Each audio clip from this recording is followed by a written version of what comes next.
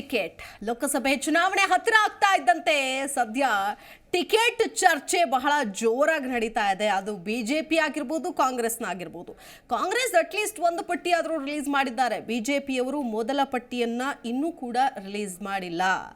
ಇದಕ್ಕೋಸ್ಕರ ಕಸರತ್ತು ನಡೀತಾ ಇದೆ. 1, 2, 3 ಸುತ್ತಿನ ಮಾತುಕತೆಯ ನಂತರದಲ್ಲೂ ಕೂಡ ನಾಳೆ ಮತ್ತೆ ಹೈಕಮಾಂಡ್ ಮಟ್ಟದಲ್ಲಿ ವರಿಷ್ಠರಿಗೆ ಬುಲಾವ್ ಕೊಟ್ಟಿದ್ದಾರೆ. ರಾಜ್ಯಾಧ್ಯಕ್ಷರು, ವಿರೋಧ ಪಕ್ಷದ ನಾಯಕರು ಕೂಡ ಹೋಗಿದ್ದಾರೆ. BS ಯಡಿಯೂರಪ್ಪನವರು ಕೂಡ ಹೋಗ್ತಾ ಇದ್ದಾರೆ. ನಾಳೆ ಫೈನಲ್ ಆಗಿ ಸೋಮವಾರ ಪಟ್ಟಿ ಬಿಡುಗಡೆ ಮಾಡ್ತಾರೆ ಅಂತ ಹೇಳಲಾಗ್ತಾ ಇದೆ. ಈಗಾಗಲೇ ಕೈ ಪಕ್ಷದಲ್ಲೂ ಕೂಡ ಟಿಕೆಟ್ ವಿಚಾರ ಸದ್ದಾಗ್ತಾ ಇದೆ. ಅಸಮಾಧಾನದ ಹೊಗೆ ಈಗಾಗಲೇ ಆಡೋದಕ್ಕೆ ಶುರುವಾಗಿದೆ ಅನ್ನೋದನ್ನು ನಾವು ಗಮನಿಸಬೇಕಾಗತ್ತೆ. ಇದೇ ವಿಚಾರಕ್ಕೆ ಸಂಬಂಧಪಟ್ಟಂತೆ ನಾವು ಕೂಡ ಚರ್ಚೆಯನ್ನು ಆರಂಭಿಸ್ತಾ ಹೋಗ್ತೀವಿ. ಇದೇ ಹೊತ್ತಿನ ವಿಶೇಷ ಟಿಕೆಟ್ ಕಾದಾಟ, ಕೈ ಕಮಲಕ್ಕೆ ಟೆನ್ಷನ್.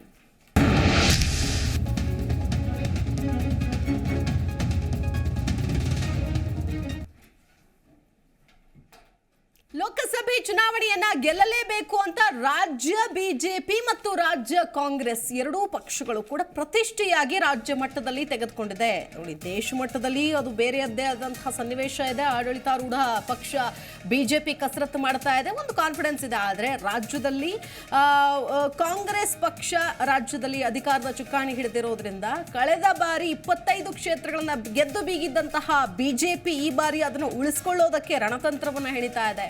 ಮೈತ್ರಿ ಮಾಡಿಕೊಂಡಿದ್ದಾರೆ. ಜೊತೆಗೆ ಆಡಳಿತಾರೂಢ ಪಕ್ಷ ಕಾಂಗ್ರೆಸ್ ಕೂಡ ತನ್ನ ಸ್ಥಾನಗಳನ್ನು ಹೆಚ್ಚಳ ಮಾಡಿಕೊಳ್ಳಬೇಕು, ಡಬಲ್ ಡಿಜಿಟ್ ಹೋಗಬೇಕು, 15, 20 ಅಂತಿದ್ದಾರೆ. ಅದನ್ನೆಲ್ಲ ಕಾದೋಡಬೇಕು. ಆ ನಿಟ್ಟಿನಲ್ಲಿ ರಣತಂತ್ರಗಳು. ಯಾಕಂದ್ರೆ ಅಭ್ಯರ್ಥಿಗಳನ್ನು ಆಯ್ಕೆ ಮಾಡೋದೇ ಬಹಳ ಮಹತ್ವದ ವಿಚಾರ. ನಾಳೆ ದೆಹಲಿಗೆ ಮಹತ್ವದ ಮೀಟಿಂಗ್ಗೋಸ್ಕರ ಬಿಜೆಪಿ ನಾಯಕರು ತೆರಳುತ್ತಾ ಇದ್ದಾರೆ. ಅಭ್ಯರ್ಥಿಗಳ ಆಯ್ಕೆ ಬಗ್ಗೆ ನಡೆಯಲಿದೆ ಮಹತ್ವದ ಚರ್ಚೆ. ಈ ಮಧ್ಯೆ ಉಭಯ ಪಕ್ಷದಲ್ಲೂ ಕೂಡ ಬಂಡಾಯದ ಹೊಗೆ ಶುರುವಾಗಿದೆ. ಟಿಕೆಟ್ ಸಿಗದೇ ಇದ್ರೆ ಮುಂದಿನ ನಡೆ ಅಂತಿದ್ದಾರೆ ಆಕಾಂಕ್ಷಿಗಳು. ಸೊ ಇದೇ ವಿಚಾರಕ್ಕೆ ಸಂಬಂಧಪಟ್ಟಂತೆ ಮುರಳೀಧರ್ ಹಾಲಪ್ಪ ಮಾತನಾಡಿದ್ದಾರೆ, BC ಪಾಟೀಲ್ ಮಾತನಾಡಿದ್ದಾರೆ. ಏನು ಹೇಳಿದ್ದಾರೆ ಕೇಳ್ಕೊಂಡು ಬರೋಣ. ನಂತರದಲ್ಲಿ ಚರ್ಚೆ ಆರಂಭ ಆಗುತ್ತೆ. ನಾನು ಒಬ್ಬ ಸಾಮಾನ್ಯ ಮನುಷ್ಯ ಅಲ್ವಾ. ಎಂಥವ್ರಿಗೆ ಆಗಲಿ ಕೆಲಸ ಪಡಿದ್ವಿ, ಪರಿಶ್ರಮ ಹಾಕಿದ್ವಿ, ಎಲ್ಲ ಅವಮಾನಗಳನ್ನ ಅನುಭವಿಸಿದ್ವಿ. ವ್ಯಂಗ್ಯ, ಮೂದಲಿಕೆ ಎಲ್ಲದನ್ನು ಸಮಾನಚಿತ್ತವಾಗಿ ಕೇಳಿಸ್ಕೊಂಡಿದ್ವಿ. ಅದನ್ನು ಇಷ್ಟೆಲ್ಲ ಆದ್ರೂ ಫಲ ಮುಂದೆ ಸಿಗುತ್ತೆ ಅಂಥೇಳಿ ಪ್ರಬಲವಾಗಿ ನಂಬಿಕೆ ಇದೆ ನನಗನ್ನಿಸುತ್ತೆ. ಪಕ್ಷ ನನಗಿನ್ನೂ ಸ್ವಲ್ಪ ಪಕ್ವತೆ ಬರಲಿ ಅಂತೆಲ್ಲ ಇರಬೇಕು, ಇನ್ನೂ ಸ್ವಲ್ಪ ಪಕ್ವತೆ ಬರಲಿ ಅಂಥೇಳಿ. ಹಾಗೆಯೇ ಇನ್ನು ಅನುಭವ ಆಗಬೇಕು ಅಂಥೇಳಿ ಇರ್ಬೋದು. ಏನೇ ಆಗಲಿ, ಒಬ್ಬ ಪಕ್ಷದ ರಾಜ್ಯದ ಪ್ರಧಾನ ಕಾರ್ಯದರ್ಶಿಯಾಗಿ, ಮಾಧ್ಯಮ ವಕ್ತಾರರಾಗಿ ನಾನು ನಿರ್ವಂಚನೆಯಿಂದ ಪಕ್ಷ ಏನು ಜವಾಬ್ದಾರಿ ಕೊಡ್ತಾರೆ ಅದನ್ನು ಪರಿಪೂರ್ಣವಾಗಿ ನಿಭಾಯಿಸ್ತೀನಿ. ಹಾಗೆಯೇ ಹಿಂದೆ ಕೌಶಲ್ಯ ಅಭಿವೃದ್ಧಿ ನಿಗಮದ ಅಧ್ಯಕ್ಷನಾಗಿರತಕ್ಕಂಥ ಅನುಭವ ಏನಿತ್ತು, ಯುವಕರ ಬಗ್ಗೆ, ವಿದ್ಯಾರ್ಥಿಗಳ ಬಗ್ಗೆ ಆ ಕಾಳಜಿ, ಆ ಬದ್ಧತೆನ ಈಗಲೂ ಸಹಿತ ನಿರ್ವಹಣೆ ಮಾಡ್ತೀನಿ. ನನ್ನ ಅಭಿಪ್ರಾಯ, ನನಗೆ ಟಿಕೆಟ್ ಕೊಡಬೇಕು. ನಾವು ಭಾರತೀಯ ಜನತಾ ಪಕ್ಷದ ಸಲುವಾಗಿ ಶಾಸಕ ಸ್ಥಾನಕ್ಕೆ ರಾಜೀನಾಮೆಯನ್ನು ಕೊಟ್ಟು ಬಂದು 4 ವರ್ಷಗಳ ಕಾಲ ಭಾರತೀಯ ಜನತಾ ಪಕ್ಷ ಆಡಳಿತ ಮಾಡಲಿಕ್ಕೆ ನಾವು ತ್ಯಾಗ ಮಾಡಿ ಬಂದಂಥವ್ರು. ಇವತ್ತು ಮನೆಯಲ್ಲಿ ಕೂತ್ಕೊಂಡಿದ್ವಿ. ಈಗ ನಮಗೆ ಟಿಕೆಟ್ ಕೊಡಬೇಕು ಹೊರತು ಬೇರೆಯವ್ರಿಗೆ ಕೊಟ್ಟರೆ ಸರಿಯಲ್ಲ, ನಮಗೆ ಕೊಡಬೇಕು ಅಂತೇಳಿ ನಾನು ಪಕ್ಷದ ವರಿಷ್ಠರಲ್ಲಿ ವಿನಂತಿ ಮಾಡ್ತೇನೆ. ಮತ್ತು ನಮಗೆ ಹೆದರ್ಸೋದು ಬೆದರ್ಸೋದು ಗೊತ್ತಿಲ್ಲ. ಹಾಗಂತ ನಾವು ಸೈಲೆಂಟಾಗಿ ನಾವು ಕೇಳಿದ್ದೀವಿ, ಕೊಟ್ಟರೆ ನಿಲ್ತೀವಿ ಅಂತ ಹೇಳ್ಕೊಂಡು ಹೋಗುತ್ತೀವಿ ಅಂತ ಏನು ಹೇಳ್ತಾ ಇದ್ದೀವಿ, ಅದು ನಮ್ಮ ದೌರ್ಬಲ್ಯ ಅಂತ ಭಾವಿಸ್ಬಾರ್ದು. ಅದು ನಮ್ಮ ದೌರ್ಬಲ್ಯ ಅಲ್ಲ, ಪಕ್ಷದ ಶಿಸ್ತಿನ ಸಿಪಾಯಿಗೆ ಹೇಳ್ತೀವಿ. ಬಸವರಾಜ ಬೊಮ್ಮಾಯಿ ಅವರು ಈಗಾಗಲೇ ಮುಖ್ಯಮಂತ್ರಿಗಳಾಗಿದ್ದಾರೆ, ಈಗಾಗಲೇ ಶಾಸಕರಾಗಿದ್ದಾರೆ. ಈಗ ನಾನು ಈ ಬಾರಿ ಸೋತಿದ್ದೇನೆ. ಹಾಗಾಗಿ ನನಗೆ ಕೊಡಬೇಕು. ನಾನು ಹಾವೇರಿ ಮತ್ತು ಗದಗ 2 ಜಿಲ್ಲೆಯಲ್ಲಿ ಉಸ್ತುವಾರಿಯಾಗಿ ಕೆಲಸ ಮಾಡಿದ್ದೀವಿ. ಹಾವೇರಿಯಲ್ಲಿ 5 ಸೀಟ್ಗಳು, 5 ಕ್ಷೇತ್ರಗಳು ಬರ್ತಾ ಇದ್ದಾವೆ. ಹಾಗಾಗಿ ನನಗೆ ಕೊಡಬೇಕು ಅನ್ನೋದು ನನ್ನ ವಾದ ಮತ್ತು ಮಂಡನೆ. ನೋಡಿ, ನಾನು ವಿಜೇಂದ್ರ ಅವರಿಗೆ ಮಾತಾಡಿದ್ದೀನಿ, ಯಡಿಯೂರಪ್ಪನವ್ರು ಮಾತಾಡಿದ್ದೀನಿ. ಅಷ್ಟು ಬಿಟ್ಟರೆ ಬೇರೆ ಯಾರಿಗೂ ನಾನು ಭೇಟಿ ಆಗಿಲ್ಲ. ಕೇಂದ್ರ ನಾಯಕರು ಯಾರಿಗೂ ಭೇಟಿ ಆಗಿಲ್ಲ. ನಾನು ಟಿಕೆಟ್ ಬೆನ್ನತ್ಕೊಂಡು ಹೋಗೋವಲ್ಲ. ಒಂದು ವೇಳೆ ಟಿಕೆಟ್ ತಮಗೆ ಕೊಡದೆ ಹೋದರೆ, ತಿರಸ್ಕಾರ ಮಾಡಿದರೆ ಸರ್, ವಾಟ್ ನೆಕ್ಸ್ಟ್? ಏನು ನಿಮಗೆ ಟಿಕೆಟ್ ಕೊಡದೆ ಹೋದರೆ ನಿಮ್ಮ ನಿಲುವು ಏನಾಗಿರುತ್ತೆ ನೆಕ್ಸ್ಟ್? ಕಾದು ನೋಡಿ. ಅಂದರೆ ನನ್ನ ಅಭಿಪ್ರಾಯ, ನನಗೆ ಇದೇ ವಿಷಯಕ್ಕೆ ಸಂಬಂಧಪಟ್ಟಂತೆ ಮತ್ತಷ್ಟು ಮಾತನಾಡೋದಕ್ಕೆ, ಚರ್ಚೆ ಮಾಡೋದಕ್ಕೆ ಪಕ್ಷದ ವಕ್ತಾರರುಗಳು ಕೂಡ ನಮ್ಮ ಜೊತೆಗೆ ಜಾಯ್ನ್ ಆಗ್ತಾ ಹೋಗ್ತಾರೆ. ಚರ್ಚೆಯನ್ನು ಆರಂಭ ಮಾಡೋಣ. ಮೊದಲನೇದಾಗಿ ಕಾಂಗ್ರೆಸ್ ಪಕ್ಷದ ವಕ್ತಾರ ಆದಂತಹ ರಾಮಕೃಷ್ಣ ಅವರು ಜಾಯ್ನ್ ಆಗ್ತಾರೆ. ನಮಸ್ಕಾರ, ಕಾರ್ಯಕ್ರಮಕ್ಕೆ ಸ್ವಾಗತ. ಇನ್ನು ಎಎಪಿ ಪಕ್ಷದ ವಕ್ತಾರ ಆದಂತಹ ಡಾಕ್ಟರ್ ಕೇಶವ್ ಕುಮಾರ್ ಕೂಡ ಜಾಯ್ನ್ ಆಗ್ತಾರೆ. ನಮಸ್ಕಾರ ಸರ್, ಕಾರ್ಯಕ್ರಮಕ್ಕೆ ಸ್ವಾಗತ. ರತನ್ ಪೂಜಾರಿ ಜಾಯ್ನ್ ಆಗ್ತಾ ಇದ್ದಾರೆ, ಬಿಜೆಪಿ ಪಕ್ಷದ ವಕ್ತಾರರು. ನಮಸ್ಕಾರ, ಕಾರ್ಯಕ್ರಮಕ್ಕೆ ಸ್ವಾಗತ. ಸೊ ಟಿಕೆಟ್ ವಿಚಾರ ದೊಡ್ಡ ಮಟ್ಟದಲ್ಲಿ ಚರ್ಚೆ ಆಗ್ತಾ ಇದೆ. ಈಗಾಗಲೇ ನೋಡ್ತಾ ಇದ್ದೀವಿ. ರತನ್ ಅವರಿಗೆ ಮೊದಲ ಪ್ರಶ್ನೆ, ಯಾಕಂದರೆ ಟಿಕೆಟ್ ಕೊಡೋಕ್ಕಿಂತ ಮುಂಚೆ ನಿಮ್ಮಲ್ಲಿ ಅಸಮಾಧಾನ, ಟಿಕೆಟ್ ಕೊಟ್ಟ ಮೇಲೆ ಇವರಲ್ಲಿ ಅಸಮಾಧಾನ. ಫಸ್ಟ್ ಲಿಸ್ಟೇ ಇನ್ನೂ ಬಿಡುಗಡೆ ಮಾಡಿಲ್ಲ. ಯಾವಾಗಲೂ ಕೂಡ ಟಿಕೆಟ್ ವಿಷಯ ಅಂತ ಬಂದಾಗ ಬಿಜೆಪಿ ಸ್ವಲ್ಪ ಲೇಟು ಅನ್ನೋ ನಿಲುವು ಈಗಲೂ ಮುಂದುವರಿತಾ ಇದೆಯಾ? ಏನು ಹೇಳ್ತೀರಿ? ಇಲ್ಲ, ನೀವೇನು ಹೇಳ್ತಿದ್ರೆ ಅದು ಸರಿ ಇಲ್ಲ ಅನ್ಸುತ್ತೆ. ಯಾಕಂತ ಹೇಳಿದ್ರೆ ನಾವು ಆಲ್ರೆಡಿ 195 ರಾಜ್ಯದ ಮಟ್ಟದಲ್ಲಿ ನಾನು ಹೇಳ್ತಾ ಇದ್ದೆ. ಅಲ್ಲಲ್ಲ 195 ಜನರ ಫಸ್ಟ್ ಲಿಸ್ಟನ್ನು ನಾವೇ ಬಿಡುಗಡೆ ಮಾಡಿದ್ದು. ಹಾಗೂ ಕಾಂಗ್ರೆಸ್ನವರು ಬಿಡುಗಡೆ ಮಾಡುವ ಒಂದು ವಾರದ ಮೊದಲೇ ನಾವು ಬಿಡುಗಡೆ ಮಾಡಿದ್ವಿ. ಅವರು ಕೇವಲ 39 ಜನರ ಫಸ್ಟ್ ಲಿಸ್ಟನ್ನು ಬಿಡುಗಡೆ ಮಾಡಿದ್ದಾರೆ. ನಾವು 195 ಜನರ, ಸುಮಾರು 40% of the candidates we have already announced a week back. ಅದರಿಂದಾಗಿ ನೀವು ಹೇಳ್ತಿರೋದು ಸರಿ ಇಲ್ಲ. ನಾವು ಆಲ್ರೆಡಿ ಮೊದಲನೇ ಪಟ್ಟಿಯನ್ನು ನಾವು ಬಿಡುಗಡೆ ಮಾಡಿದ್ದೀವಿ. ಹಾಗೂ ಈ ಒಂದು ಚುನಾವಣೆ ನಡೀತಿರುವಂಥದ್ದು ಇದು ಕರ್ನಾಟಕದ ಚುನಾವಣೆ ಅಲ್ಲ, ಇದು ದೇಶದ ಚುನಾವಣೆ. ಸೊ ದೇಶದ ಚುನಾವಣೆಯನ್ನು ಕನ್ಸಿಡರ್ ಮಾಡಿ ನಾವು ದೇಶದ 195 ಕ್ಯಾಂಡಿಡೇಟ್ಗಳನ್ನು ಬಿಡುಗಡೆ ಇದು ಲಿಸ್ಟನ್ನು ಬಿಡುಗಡೆ ಮಾಡಿದ್ದೆ. ಹಾಗೂ ನಾಳೆ CEC ಮೀಟಿಂಗ್ ಇದೆ. ಇನ್ನು ಉಳಿದ 2ನೇ ಲಿಸ್ಟು ಹಾಗೂ ಉಳಿದ ಎಲ್ಲ ಅಭ್ಯರ್ಥಿಗಳ ಲಿಸ್ಟು ಅತಿ ಶೀಘ್ರದಲ್ಲೇ ಹೊರಬರಲಿದೆ. ಒಂದು. 2ನೇದಾಗಿ ನಿನ್ನೆ ಟೈಮ್ಸ್ ನೌ ಮತ್ತು ETG ಸರ್ವೆ ಬಂದಿದೆ. ಅದರಲ್ಲೂ ಕೂಡ ನಮಗೆ ಆಶಾದಾಯಕವಾದಂಥ ಒಂದು ಇದು ನಂಬರ್ಗಳನ್ನು ಕೊಟ್ಟಿದ್ದಾರೆ. ಅವರು ಏನು ಹೇಳ್ತಿದ್ದಾರೆ, 378 ಸೀಟುಗಳು NDAಗೆ ಬರ್ಬೋದು, 358ರಿಂದ 398 ಸೀಟುಗಳ ಮಧ್ಯದಲ್ಲಿ ಬರ್ಬೋದು ಅಂತ ಒಂದು ಆಶಾದಾಯಕವಾದಂಥ ಒಂದು ಇದನ್ನು ಕೊಟ್ಟಿದ್ದಾರೆ, ನಂಬರನ್ನು ಕೊಟ್ಟಿದ್ದಾರೆ. ಆನಂತರ ಶಿಲ್ಪಾ ಅವರೇ, ನೀವು ನೋಡಿದರೆ ಇಡೀ ದೇಶದಲ್ಲಿ ಬಿಜೆಪಿಯ ಅಲೆ ಇದೆ. ನರೇಂದ್ರ ಮೋದಿ ಅವರ ಪರವಾದ ಅಲೆ ಇದೆ. ಆನಂತರ ದೊಡ್ಡ ಲೇಜಿನೆಸ್ ಅಲ್ಲಿ ಮಲಗಿದೆ. ಆದ್ರಿಂದಾಗಿ ಒಂದು ಸಮರ್ಥ ಬಲಿಷ್ಠ ದೇಶದಲ್ಲಿ ಆಡಳಿತಾರೂಢ ಪಕ್ಷವಾಗಿದ್ದೀರಿ. ಸೊ ಹಾಗಾಗಿ ಈ ಆಶಾಭಾವನೆ ಖಂಡಿತವಾಗ್ಲೂ ಕೂಡ ತಪ್ಪಲ್ಲ. ಏನೇ ಆದ್ರೂ ಜನ ತೀರ್ಮಾನ ಮಾಡ್ತಾರೆ, ಅದು ಮುಂದಿನ ದಿನಗಳಲ್ಲಿ ನೋಡೋಣ. ಬಟ್ ರಾಜ್ಯದ ಲೆಕ್ಕಾಚಾರ ಅನ್ನೋದು ಬಹಳ ಭಿನ್ನವಾಗಿದೆ ಈ ಸಂದರ್ಭದಲ್ಲಿ. ಅದನ್ನು ನಾವು ಮಾತನಾಡಬೇಕಾಗತ್ತೆ. ಏನ್ ಹೇಳ್ತೀರಿ? ಈಗ ಆಲ್ರೆಡಿ ರಾಜ್ಯದ 7 ಜನರದಷ್ಟೇ ನೀವು ಸೇರಿಸ್ಕೊಂಡ್ಬಿಟ್ಟಿದ್ದೀರಿ, ಪರವಾಗಿಲ್ಲ ಅಂತ ಹೇಳ್ಬೋದು. ಆದ್ರೆ ಸೇರಿಸ್ಕೊಳ್ತಿದ್ದಂಗೇನೆ ಅಲ್ಲಿ ಮುರಳೀಧರ್ ಹಾಲಪ್ಪ ಅವರು ಬಹಳ ಬೇಸರ ಬಹಿರಂಗವಾಗಿ ವ್ಯಕ್ತಪಡಿಸಿದ್ರು. ನಾನು ಮನುಷ್ಯ, ನನಗೂ ಬೇಸರ ಆಗತ್ತೆ. ಸೊ ಈಗ ಪಕ್ಷ ಬಿಟ್ಟು ಹೋಗಿ ಮತ್ತೆ ವಾಪಸ್ ಬಂದವರಿಗೆ ಇರುವಂತಹ ಕಿಮ್ಮತ್ತು ಪಕ್ಷದಲ್ಲಿ ದುಡಿತಾ ಇರೋರಿಗಿಲ್ಲ ಅಂತ ಏನ್ ಹೇಳ್ತೀರಿ? ಇಲ್ಲ, ಮೊದಲನೇದಾಗಿ ಈ 7 ಜನ MP ಅಭ್ಯರ್ಥಿಗಳನ್ನು ಆಯ್ಕೆ ಮಾಡಿದಂಥ ಕಾಂಗ್ರೆಸ್ ಪಾರ್ಟಿಗೆ ನಾನು ಧನ್ಯವಾದವನ್ನು ಹೇಳ್ತೇನೆ. ಅದರಲ್ಲಿ 7 ಜನ ಇದ್ದಾರೆ. ವಿಜಯಪುರ ರಾಜು ಅಲಗೂರು, ಹಾವೇರಿ ಆನಂದಸ್ವಾಮಿ ಗಡ್ಡದೇವರ ಮಠ, ಶಿವಮೊಗ್ಗ ಗೀತಾ ಶಿವರಾಜ್ ಕುಮಾರ್, ಹಾಸನ ಶ್ರೇಯಸ್ ಪಟೇಲ್, ತುಮಕೂರು ಮುದ್ದಣ್ಣ, ಬೆಂಗಳೂರು ಗ್ರಾಮಾಂತರ ಹಾಗೆ ಹೇಳಿದ್ರಿ. ಆಲಪ್ನವರು ಹೇಳಿದ್ದಾರೆ. ಆಲಪ್ನವರು ನಿಜವಾಗ್ಲೂ ಕೂಡ ಅವರ ಪಾರ್ಟಿಯ ಬದ್ಧತೆಗೆ ಮತ್ತು ಅವರ ಶಿಸ್ತಿಗೆ ನಾನು ನಿಜವಾಗ್ಲೂ ಕೂಡ ಅವರಿಗೆ ಧನ್ಯವಾದವನ್ನು ಹೇಳ್ತೇನೆ. ಹೌದು, ಒಂದು ಕಾಂಗ್ರೆಸ್ ಪಾರ್ಟಿ ಒಂದು ಸಮುದ್ರ ಇದ್ದ ಹಾಗೆ, ಒಂದು 10,000 ಕೋಟಿ ಕಾರ್ಯಕರ್ತರನ್ನು ಹೊಂದಿರತಕ್ಕಂಥ ಒಂದು ರಾಷ್ಟ್ರೀಯ ಪಕ್ಷ ಆಗಿರೋದ್ರಿಂದ 10 ಕೋಟಿ ಸರ್, ಕ್ಷಮೆ ಇರಲಿ, 10 ಕೋಟಿ ಕಾರ್ಯಕರ್ತರನ್ನು ಹೊಂದಿರತಕ್ಕಂಥ ಒಂದು ರಾಷ್ಟ್ರೀಯ ಪಕ್ಷ ಆಗಿರೋದ್ರಿಂದ ಅಲ್ಲಿ ಎಲ್ರಿಗೂ ಕೂಡ ಒಂದು ಸೀಟ್ ಆಗಲಿ ಪದವಿ ಆಗಲಿ ಕೊಡ್ತಕ್ಕಂಥದ್ದು ಆಗೋದಿಲ್ಲ. ಆದರೂ ಕೂಡ ಅವರು ನಿಜವಾಗ್ಲೂ ವಿದ್ಯಾವಂತರಿದ್ದಾರೆ. ಅವರು ಕಳೆದ ಸಾರಿ ಕೌಶಲ್ಯ ಅಭಿವೃದ್ಧಿ ನಿಗಮದ ಅಧ್ಯಕ್ಷರಾದಾಗ ಸಾಕಷ್ಟು ಒಳ್ಳೆ ಕೆಲಸವನ್ನು ಮಾಡಿದರು. ಮತ್ತು ತುಮಕೂರಲ್ಲಿ ಸಾಕಷ್ಟು ಒಂದು ಸಾಮಾಜಿಕ ಕೆಲಸಗಳನ್ನು ಮಾಡಿಕೊಂಡು ಹೆಸರಾದಂಥವ್ರು. ಆದರೂ ಕೂಡ ಅವರು ಪಾರ್ಟಿಗೆ ನಾನು ಎಂದೂ ಕೂಡ ವಿರುದ್ಧವಾಗಿರೋದಿಲ್ಲ. ಪಾರ್ಟಿಗೆ ಯಾರೇ ಬಂದರೂ ಕೂಡ, ಆದರೂ ಕೂಡ ಮುದ್ದನ್ಮೇಗೌಡರು ಹಿಂದೆ ನಮ್ಮ ಪಾರ್ಟಿಯಿಂದನೇ ಬೆಳೆದಂಥ ವ್ಯಕ್ತಿ ಆಗಿದ್ದಾರೆ. ಅವ್ರು ಯಾವುದೋ ಕಾರಣಕ್ಕೆ ಹೋಗಿದ್ರು, ಯಾವುದೋ ಕಾರಣಕ್ಕಲ್ಲ ಟಿಕೆಟ್ ಸಿಗ್ಲಿಲ್ಲ, ಅದೇನೆ ಆ ಕಾರಣಕ್ಕೆ ಅವರು ಅವರು ವಾಪಸ್ ಟಿಕೆಟ್ ಕೊಡ್ಲಿಲ್ಲ ಅಂತಾನೆ ಮತ್ತೆ ನಿಮ್ಮಲ್ಲಿ ಬಂದ್ರು. ಹೋಗ್ಲಿ ಪಾಪ, ನೀವಾದ್ರೂ ಟಿಕೆಟ್ ಕೊಟ್ಟಿದ್ದೀರಿ. ಅವರ ಆಂಗಲ್ ನಾನು ಮಾತೃ ಪಕ್ಷಕ್ಕೆ ಮರಳಿ ಬಂದಿದ್ದೀನಿ ಅಂತೇಳಿ ಆಲಪ್ನವ್ರಿಗೆ ಮುಂದೆ ಭವಿಷ್ಯ ಇದೆ ಅಂತೇಳಿ ನಾನಾದ್ರೂ ತಿಳ್ಕೊಳ್ತೇನೆ. ಅವ್ರು ಯಾವುದೇ ರೀತಿಯ ಬೇಸರ ಆಗ್ತಕ್ಕಂಥದ್ದು ಬೇಡ. ದೇಶದಲ್ಲಿ ಒಂದು ಹೇಳಿದ್ರು ಅವರು, ದೇಶದಲ್ಲಿ ನಾವು ಲಿಸ್ಟನ್ನು ಬಿಡುಗಡೆ ಮಾಡಿದ್ದೀವಿ ಅಂತ BJP ಅವ್ರು ಹೇಳ್ತಾ ಇದ್ದಾರೆ. ಆಗಿದ್ಮೇಲೆ ಪಾರ್ಲಿಮೆಂಟರಿ ಕಮಿಟಿನಲ್ಲಿ ಯಡಿಯೂರಪ್ಪ ಅವರಿದ್ದು ಪ್ರಯೋಜನ ಏನು? ಇನ್ನೂ ನಿಮ್ಮ ರಾಜ್ಯದ ಲಿಸ್ಟ್ ಯಾಕೆ ಬರ್ತಾ ಇಲ್ಲ? ವಿಜಯೇಂದ್ರ ನಡೆಯಲ್ವಾ? ಇಲ್ಲ ಯಡಿಯೂರಪ್ಪನವ್ರನ್ನ ಮೂಲೆ ಗುಂಪು ಮಾಡಿದಾರಾ? ಯಾಕೆ ಆ ರೀತಿಯಾಗಿ ಅಂತ ನನಗೊಂದು ಗೊತ್ತಿಲ್ಲ, ಬಿ ಜೆ ಪಿಯವರೇ ಹೇಳಬೇಕು. ಇನ್ನು ಜೆ ಡಿ ಎಸ್ ಅವರಂತೂ ಬಿಡಿ, ಅವರು ಅಮಿತ್ ಶಾ ಎಲ್ಲಿದ್ದಾರೆ ಅಂತೇಳಿ ಹುಡುಕ್ತಾ ಇದ್ದಾರೆ. ಅಮಿತ್ ಶಾ ಅವ್ರನ್ನ ಭೇಟಿಯಾಗಬೇಕು. ಅಮಿತ್ ಶಾ ಅವರು ರಾಜ್ಯದಿಂದ ರಾಜ್ಯಕ್ಕೆ ಹೋಗ್ತಾ ಇದ್ದಾರೆ. ಇವರು ಕೂಡ ಅವರಿಗೆ ಟಿಕೆಟ್ ಯಾವಾಗ ಸಿಗುತ್ತೆ, ಎಲ್ಲೆಲ್ಲಿ ಸಿಗುತ್ತೆ ಏನು ಅಂತಕ್ಕಂಥದ್ದು ಒಂದಾನೊಂದು ಕಾಲ ಇತ್ತು. ಕಾಂಗ್ರೆಸ್ನವರು ದೇವೇಗೌಡರು ಮನೆಗೆ ಹೋಗಿ ಅವರ ಹಿರಿತನಕ್ಕೆ, ಅವರ ಗೌರವಕ್ಕೆ ನಾವು ಹೋಗಿ ಏನಾಗಬೇಕು ಹೇಳಿ ಸರ್ ಅಂತೇಳಿ ಕೊಯ್ಲಿಷನ್ ಇದ್ದ ಕೇಳ್ತಾ ಇದ್ವಿ. ಆದರೆ ಇವತ್ತು ಈ ಕೆಟ್ಟ ಪರಿಸ್ಥಿತಿ ಬಂದಿದೆ. ಅವರಿಗೆ ಡೆಲ್ಲಿಯವ್ರನ್ನ ಕಾಯ್ಕೊಂಡು ಇನ್ನೂ ಒಂದು ಕೊಡ್ತಕ್ಕಂಥ 2 ಸೀಟ್ ಅನೌನ್ಸ್ ಮಾಡೋದಕ್ಕೂ ಅವ್ರಿಗೆ ಆಗ್ತಾ ಇಲ್ಲ.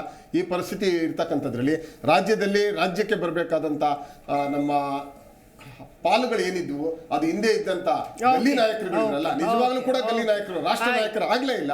ಹಾಗಾಗಿ ಮುಂದಿನ ದಿನಗಳಲ್ಲಿ ನಮಗೆ ಜಯ ಸಿಗುತ್ತೆ ಅಂತಕ್ಕಂಥದ್ರಲ್ಲಿ ಯಾವುದೇ ಮಾತಿಲ್ಲ. ಮಾತಾಡ್ತೀನಿ. ಓಕೆ, ಕೇಶವ್ ಕುಮಾರ್ ಅವರು ನೋಡ್ತಾ ಇದೀವಿ ಅಂದ್ರೆ ಈಗ ಪಕ್ಷ ಬಿಟ್ಟು ಪಕ್ಷಕ್ಕೆ ಹೋಗೋರ ಸಂಖ್ಯೆ ಏನು ಕಡಿಮೆ ಇರಲ್ಲ. ಯಾವುದೇ ಚುನಾವಣೆಗಳು ಬರ್ತಾ ಇರೋ ಸಂದರ್ಭದಲ್ಲಿ ಬರೋಕ್ಕೂ ಮುಂಚೆ ಒಂದು ಲೆಕ್ಕ, ಟಿಕೆಟ್ ಅನೌನ್ಸ್ ಆದ್ಮೇಲೆ ಇನ್ನೊಂದು ಲೆಕ್ಕ.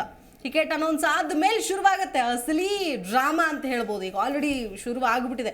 ಎಷ್ಟು ಚೆನ್ನಾಗಿ ಮಾತಾಡಿದ್ದಾರೆ ಪಾಪ ಇವರು ಹಾಲಪ್ಪ ಅವರು, ಮುರಳೀಧರ ಹಾಲಪ್ಪ ಅವರು ಅಂತಂದ್ರೆ. ಸೊ ಇಲ್ಲಿ ಯಾವ ಲೆಕ್ಕಾಚಾರದಲ್ಲಿ ಮಣೆ ಹಾಕ್ತಾರೆ ಅನ್ನೋದನ್ನ ಬಹಳ ಸ್ಪಷ್ಟವಾಗಿ ಹೇಳಿದ್ದಾರೆ. ಯಾಕಂದ್ರೆ ಅವ್ರ ಪಕ್ಷಕ್ಕೆ ಬರೋಕ್ಕಿಂತ ಮುಂಚೆನೆ ಇವ್ರ ಪಕ್ಷದ ಸಚಿವರು ಅವರಿಗೆ ಟಿಕೆಟ್ ಫಿಕ್ಸು ಅಂತೇಳಿ ಆಶ್ವಾಸನೆ ಕೊಟ್ಟಂಥವ್ರು. ಅವಾಗಿಂದನೇ ಬೇಸರ ಇತ್ತು ಅವರಿಗೆ. ಈಗ ಅದು ಬಹಿರಂಗವಾಗಿ ಹೇಳ್ತಾ ಇದ್ದಾರೆ. ಈ ಟಿಕೆಟ್ ವಿಚಾರ ಅಳೆದು ತೂಗಿ ಕೊಡೋ ವಿಷಯ, ನಮ್ಮ ಬೆಂಬಲಿಗರಿಗೆ ಎಷ್ಟು, ಅವ್ರ ಬೆಂಬಲಿಗರಿಗೆ ಎಷ್ಟು, ಅದ್ರ ಜೊತೆಗೆ ಗೆಲ್ಲುವಂಥವ್ರು ಯಾರು ಅನ್ನೋದು ಏನು ಹೇಳ್ತೀವಿ? ನೋಡಿ, ಇವತ್ತಿನ ದಿವಸ ಈ ಎಲೆಕ್ಷನ್ಗಳು ಬಂದಾಗ ಆಕಾಂಕ್ಷಿಗಳು ಬಹಳಷ್ಟು ಜನ ಇರ್ತಾರೆ. ಆದರೆ ಯಾರೋ ಒಬ್ರಿಗೆ ಸಿಗುತ್ತೆ, ಯಾರಿಗೆ ಸಿಕ್ಕಿಲ್ಲೋ ಅವರೆಲ್ಲ ಅಸಮಾಧಾನಿತರು ಬೇರೆ ಪಕ್ಷದ ಕಡೆ ನೋಡೋದೆಲ್ಲ ಸಾಮಾನ್ಯ ಆಗೋಗ್ಬಿಟ್ಟಿದೆ. ಇವತ್ತಿನ ದಿವಸ ನಮ್ಮ ಕರ್ನಾಟಕದ ಪರಿಸ್ಥಿತಿ ನೋಡ್ತಿರ್ಬೇಕಾದ್ರೆ BJP ಇತ್ತೀಚೆಗೆ ಅಷ್ಟೇ ಚುನಾವಣೆ ಕಳ್ಕೊಂಡಿದೆ, 65 ಸೀಟ್ ಅಷ್ಟೇ ಹೇಳಿದ್ದಾರೆ. ಆ ಚುನಾವಣೆಯಲ್ಲಿ ಏನಾಯಿತು, ಅತ್ಯಂತ ಹಿರಿಯರಾದಂಥವ್ರು ಜಗದೀಶ್ ಶೆಟ್ಟರ್ ಅಂತ ಅವರೇ ಟಿಕೆಟ್ ಸಿಗಲಿಲ್ಲ ಅಂತೇಳಿ ಅಸಮಾಧಾನಗೊಂಡು ಪಕ್ಷ ಬಿಟ್ಟೋದ್ರು. ಲಕ್ಷ್ಮಣ ಸವದಿ ಅವ್ರ ಪಕ್ಷ ಬಿಟ್ಟೋದ್ರು. ಇವ್ರು BJPನವ್ರಿಗೆ ಆ ಭಯ ಕಾಡ್ತಾ ಇದೆ ಕರ್ನಾಟಕದಲ್ಲಿ. ಏನಂತಂದ್ರೆ ನೋಡಿ, ಈ ಜಗದೀಶ್ ಶೆಟ್ಟರ್ ಅಂತ ಅವರೇ ಬಿಟ್ಟೋಗಿದ್ದಾರೆ ಅಂತಂದ್ರೆ ಯಾರಾದ್ರೂ ಬಿಟ್ಟೋಗ್ಬೋದು ಅಂತ ಒಂದು ಪರಿಸ್ಥಿತಿ ಬಂದಿದೆ. ಇವತ್ತಿನ ದಿವಸ ಕರ್ನಾಟಕದಲ್ಲಿ BJP ನೆಲ ಕಚ್ಬಿಟ್ಟಿದೆ. ಕರ್ನಾಟಕದಲ್ಲಿ ಅಷ್ಟೇ ಅಲ್ಲ, ಸೌತ್ ಇಂಡಿಯಾದಲ್ಲಿ ಎಲ್ಲೂ ಇಲ್ಲ. ಇವಾಗ ಅವ್ರದ್ದೊಂದು ಅದೊಂದು ಭಯ ಕಾಡ್ತಾ ಇದೆ, ನಾವು ಸೌತ್ ಇಂಡಿಯಾಲಿ ನೆಲೆ ಕಳ್ಕೊಳ್ತಾ ಇದೀವಲ್ಲ ಏನು ಅಂತ ಹೇಳಿ. ಜಗದೀಶ್ ಶೆಟ್ಟರ್ ವಾಪಸ್ ಹೋಗಿದ್ದು ಎಲೆಕ್ಷನ್ ನಂತರ. ಈಗಲೂ ಅಷ್ಟೇ, ಬಿಟ್ಟು ಎಲೆಕ್ಷನ್ ಬಂದಾಗ ಬಿಟ್ಟು ಹೋಗ್ತಾರೆ, ವಾಪಸ್ ಬರ್ತಾರೆ, ಎಲ್ಲ ನಡೀತಾರೆ. ಹೆಂಗ ನಡ್ಸ್ಕೊಂಡ್ರೆ ನೋಡಿ ಒಂದು ನಿಮಿಷ, ಹೆಂಗ್ ನಡ್ಸ್ಕೊಂಡ್ರಿ ಅಂತಂದ್ರೆ, ಜಗದೀಶ್ ಶೆಟ್ಟರ್ ಅವ್ರಿಗೆ BJP ಏನ್ ಕೊಟ್ಟಿರ್ಲಿಲ್ಲ. CM ಮಾಡಿದ್ರು, ಪಕ್ಷದ ಅಧ್ಯಕ್ಷನ್ ಮಾಡಿದ್ರು, ಲೀಡರ್ ಆಫ್ ಅಪೋಸಿಷನ್ ಮಾಡಿದ್ರು, ಸ್ಪೀಕರ್ ಮಾಡಿದ್ರು.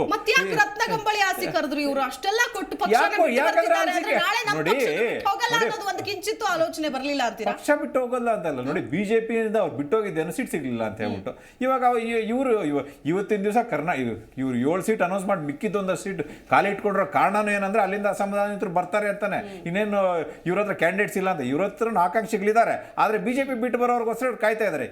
At the end of the day ಏನಾಗುತ್ತೆ, ಯಾವುದೇ ಒಂದು ಪಾರ್ಟಿ ಕಾಯ್ತಾ ಇದ್ದಾರೆ. ಕರಿಯೋದು ಬೇರೆ, ಕಾಯೋದು ಬೇರೆ. ಯಾಕಂದ್ರೆ ಇನ್ನೊಂದು at the end of the day ಯಾವ್ದಾದ್ರು ಒಂದು ಪಕ್ಷದಲ್ಲಿ ಕ್ಯಾಂಡಿಡೇಟ್ ಅನೌನ್ಸ್ ಮಾಡಬೇಕು ಅಂದ್ರೆ ವಿನ್ನಬಿಲಿಟಿ ನೋಡ್ತಾರೆ ಅಷ್ಟೇ. ಇವತ್ತಿನ ದಿವಸ BJP ಏನು ಪರಿಸ್ಥಿತಿ ಆಗಿದೆ ಅಂತಂದ್ರೆ, 10 ವರ್ಷದಿಂದ ಅವರು ಅಧಿಕಾರದಲ್ಲಿದ್ದಾರೆ. ಅವರು 25 ಜನ MP ಇಲ್ಲಿಂದ ಹೋಗಿದ್ರು. ನಿಜವಾಗ್ಲೂ ಅವ್ರ ಪರ್ಫಾರ್ಮೆನ್ಸ್ ಏನೋ ಸಮಾಧಾನವಾಗಿದ್ರೆ ಇವತ್ತಿನ ದಿವಸ ಇಷ್ಟು ಗೊಂದಲ ಇರ್ತಿರ್ಲಿಲ್ಲ. BJP MP ಕಳೆದ 5 ವರ್ಷದಲ್ಲಿ ಕರ್ನಾಟಕ ರಾಜ್ಯದಗೋಸ್ಕರ ಧ್ವನಿ ಎತ್ತಿರೋದು ಏನಾದರೂ ಒಂದು ಇದ್ರೆ, ಕ್ಲಿಪ್ಪಿಂಗ್ ಇದ್ರೆ ನಿಮ್ಮ ಹತ್ರ ಕೊಟ್ಬಿಡಿ ನೋಡೋಣ, ಆಯ್ತಾ? ಧ್ವನಿ ಎತ್ತಿಲ್ಲ, ಸೈಲೆಂಟ್ ಆಗಿದ್ರು. ಕರ್ನಾಟಕದ ಬರ ಬಂದ್ರೂ ಅದ್ರ ಬಗ್ಗೆ ತಲೆ ಕೆಡಿಸ್ಕೊಳ್ಳಿಲ್ಲ. ಇವ್ರ ಮೇಲೆ ಅವರು, ಅವ್ರ ಮೇಲೆ ಇವರು ಆರೋಪ ಮಾಡ್ಕೊಂಡ್ರು ಹೊರತು ದೇಶದ ನಮ್ಮ ರಾಜ್ಯದ ಜನತೆಗೆ ಏನೂ ಅನುಕೂಲ ಆಗಲಿಲ್ಲ. ಬರ ಪರಿಹಾರ ಬರಲೇ ಇಲ್ಲ. ಅದಾಗಿದ್ದಾದ್ಮೇಲೆ ಭಾಳಷ್ಟು ಇವಾಗ ನೋಡಿ, ಬೆಂಗಳೂರಲ್ಲಿ ನೀರಿನ ಪರಿಸ್ಥಿತಿ ಏನಾಗಿದೆ ಅದ್ರ ಬಗ್ಗೆ BJPನವ್ರು ಧ್ವನಿ ಎತ್ತಾ ಇಲ್ಲ. ಯಾಕಂದ್ರೆ ಹೌದು, ನೋಡಿ ವಿರೋಧ ಪಕ್ಷವಾಗಿ ಏನ್ ಮಾಡ್ತಾ ಇದೆ ಅನ್ನೋದು ಮುಖ್ಯ ಆಗುತ್ತೆ. ಅವ್ರು ಬರೀ ಎಚ್ಚರಿಸೋದಲ್ಲ. ನಾವು ಇಲ್ಲಿನ ನೋಡಿ, ನೀವು ಮಾತಾಡ್ಬೇಕಾದ್ರೆ ನಾನು ಮಧ್ಯದಲ್ಲಿ ಮಾತಾಡಲಿಲ್ಲ, ನಾನು ಆಮೇಲೆ ಉತ್ತರ ಕೊಡಿ. ಆಮೇಲೆ ನೀವು ಮಾತಾಡ್ಬೇಕಾದ್ರೆ ನಾನು ಮಧ್ಯದಲ್ಲಿ ಮಾತಾಡಿಲ್ಲ. ಕೇಶವ್ ಕುಮಾರ್ ಅವ್ರಿಗೆ ಹೆಂಗಾಗ್ಬಿಟ್ಟಿದೆ ಅಂತಂದ್ರೆ, ನಿಮ್ಮಲ್ಲೂ ಒಗ್ಗಟ್ಟಿಲ್ಲ. ತಲೆಗೇರೆಗಳ ತರ ಒಬ್ಬೊಬ್ಬರೇ ಉದುರು ಹೋಗ್ತಾ ಇದ್ದಾರೆ ಒಂದ್ ಕಡೆ. ಮತ್ತೊಂದ್ ಕಡೆ ಆ ಒಗ್ಗಟ್ಟು ಪ್ರಾರಂಭದಲ್ಲಿ ಏನಿತ್ತಲ್ಲ, ನೀವು ಸಭೆಗಳನ್ನು ಮಾಡಿದ್ರಲ್ಲ, ಆ ಸಭೆ ಮಾಡಿದಾಗಿದ್ದ ಝೀಲ್ ಇಲ್ಲ ಈಗ. ಜೊತೆಗೆ ನೀವೊಂದ್ಸರಿ ಬೇರೆ ಲಿಸ್ಟ್ ಅನೌನ್ಸ್ ಮಾಡ್ಕೊಳ್ತೀರಿ, ಅವ್ರೊಂದ್ಸರಿ ಲಿಸ್ಟ್ ಬೇರೆ ಅನೌನ್ಸ್ ಮಾಡ್ಕೊಳ್ತಾರೆ.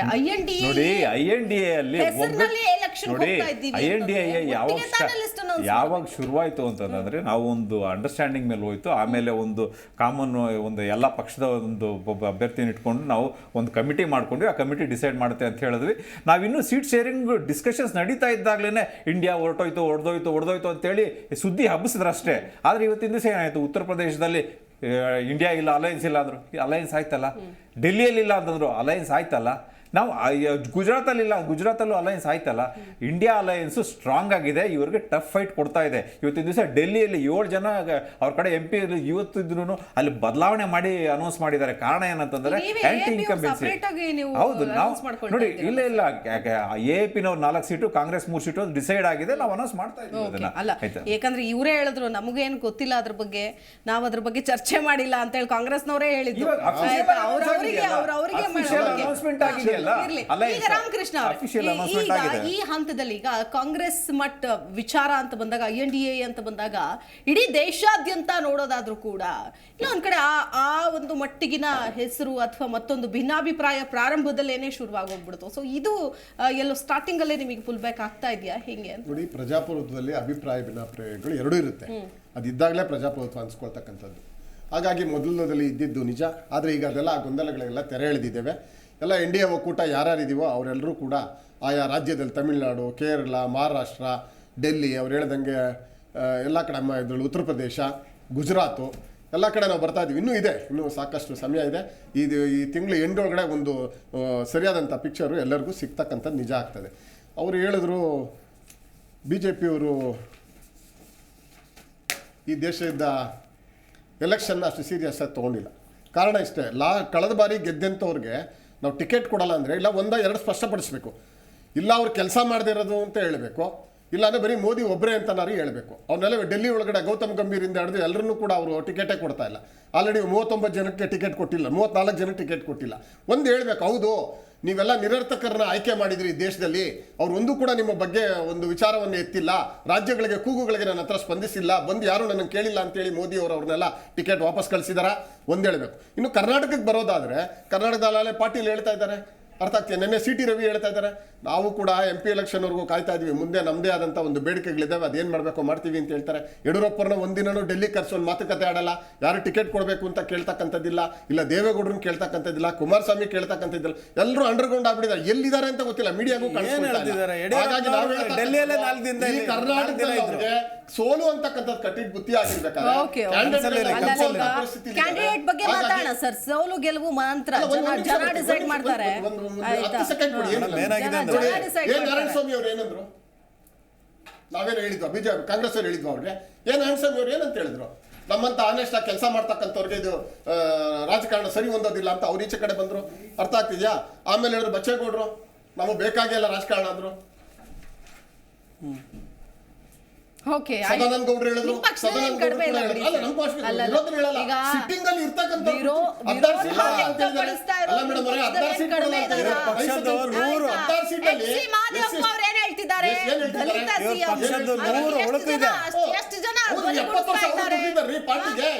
ಓಟ್ ಹಾಕಿದಾರ್ರಿ. ಅವ್ರು ಕೇಳೋದ್ರಲ್ಲಿ ತಪ್ಪಿಲ್ಲ. ಅವ್ರು ಏನಿದ್ದಾರೆ SC ಎಂಪ್ಲಾಯ್ಸ್ ಒಂದು ಸಭೆಯಲ್ಲಿ ಹೇಳಿದಾರೆ ಅಷ್ಟೇ. ಕೇಳೋದ್ ತಪ್ಪು ಅಂತೇನಿಲ್ಲ. ಶಾಸಕರಲ್ಲಿ ಯಾರು ಬಂದಿರ್ಲಿಲ್ಲ. ಅಲ್ಲಿ ಕೇಳಿರ್ತಕ್ಕಂಥದ್ದು SC ST ಜನ ಗೌರ್ಮೆಂಟ್ ಎಂಪ್ಲಾಯೀಸ್ ಇದ್ರಲ್ಲಿ ಕೇಳಿದ್ದಾರೆ. ನಾವ್ ಹೇಳ್ತಕ್ಕಂಥದ್ದು SC ST ಗಳನ್ನ ನೀವು ಸೀಟ್ ಕೊಡಲ್ಲ ಅಂತ ಆಲ್ರೆಡಿ ಅನೌನ್ಸ್ ಮಾಡ್ತಾ ಇದ್ರ. ಕರ್ನಾಟಕದಲ್ಲಿ ಯಾರು 15 ಜನ ಕೊಡಲ್ಲ ಅಂತ, ಗೌಡ್ರು ಕೊಡಲ್ಲ, OBCಗಳು ಕೊಡಲ್ಲ. ಹೇಳ್ತೀನಿ, ಹೇಳಿದ್ರೆ ಕೇಳಿ. ಸದಾನಂದ ಗೌಡ್ರು ಅವ್ರು ಓಪನ್ ಸ್ಟೇಟ್ಮೆಂಟ್ ಕೊಟ್ರು ಏನು ಅಂತ ಹೇಳಿ.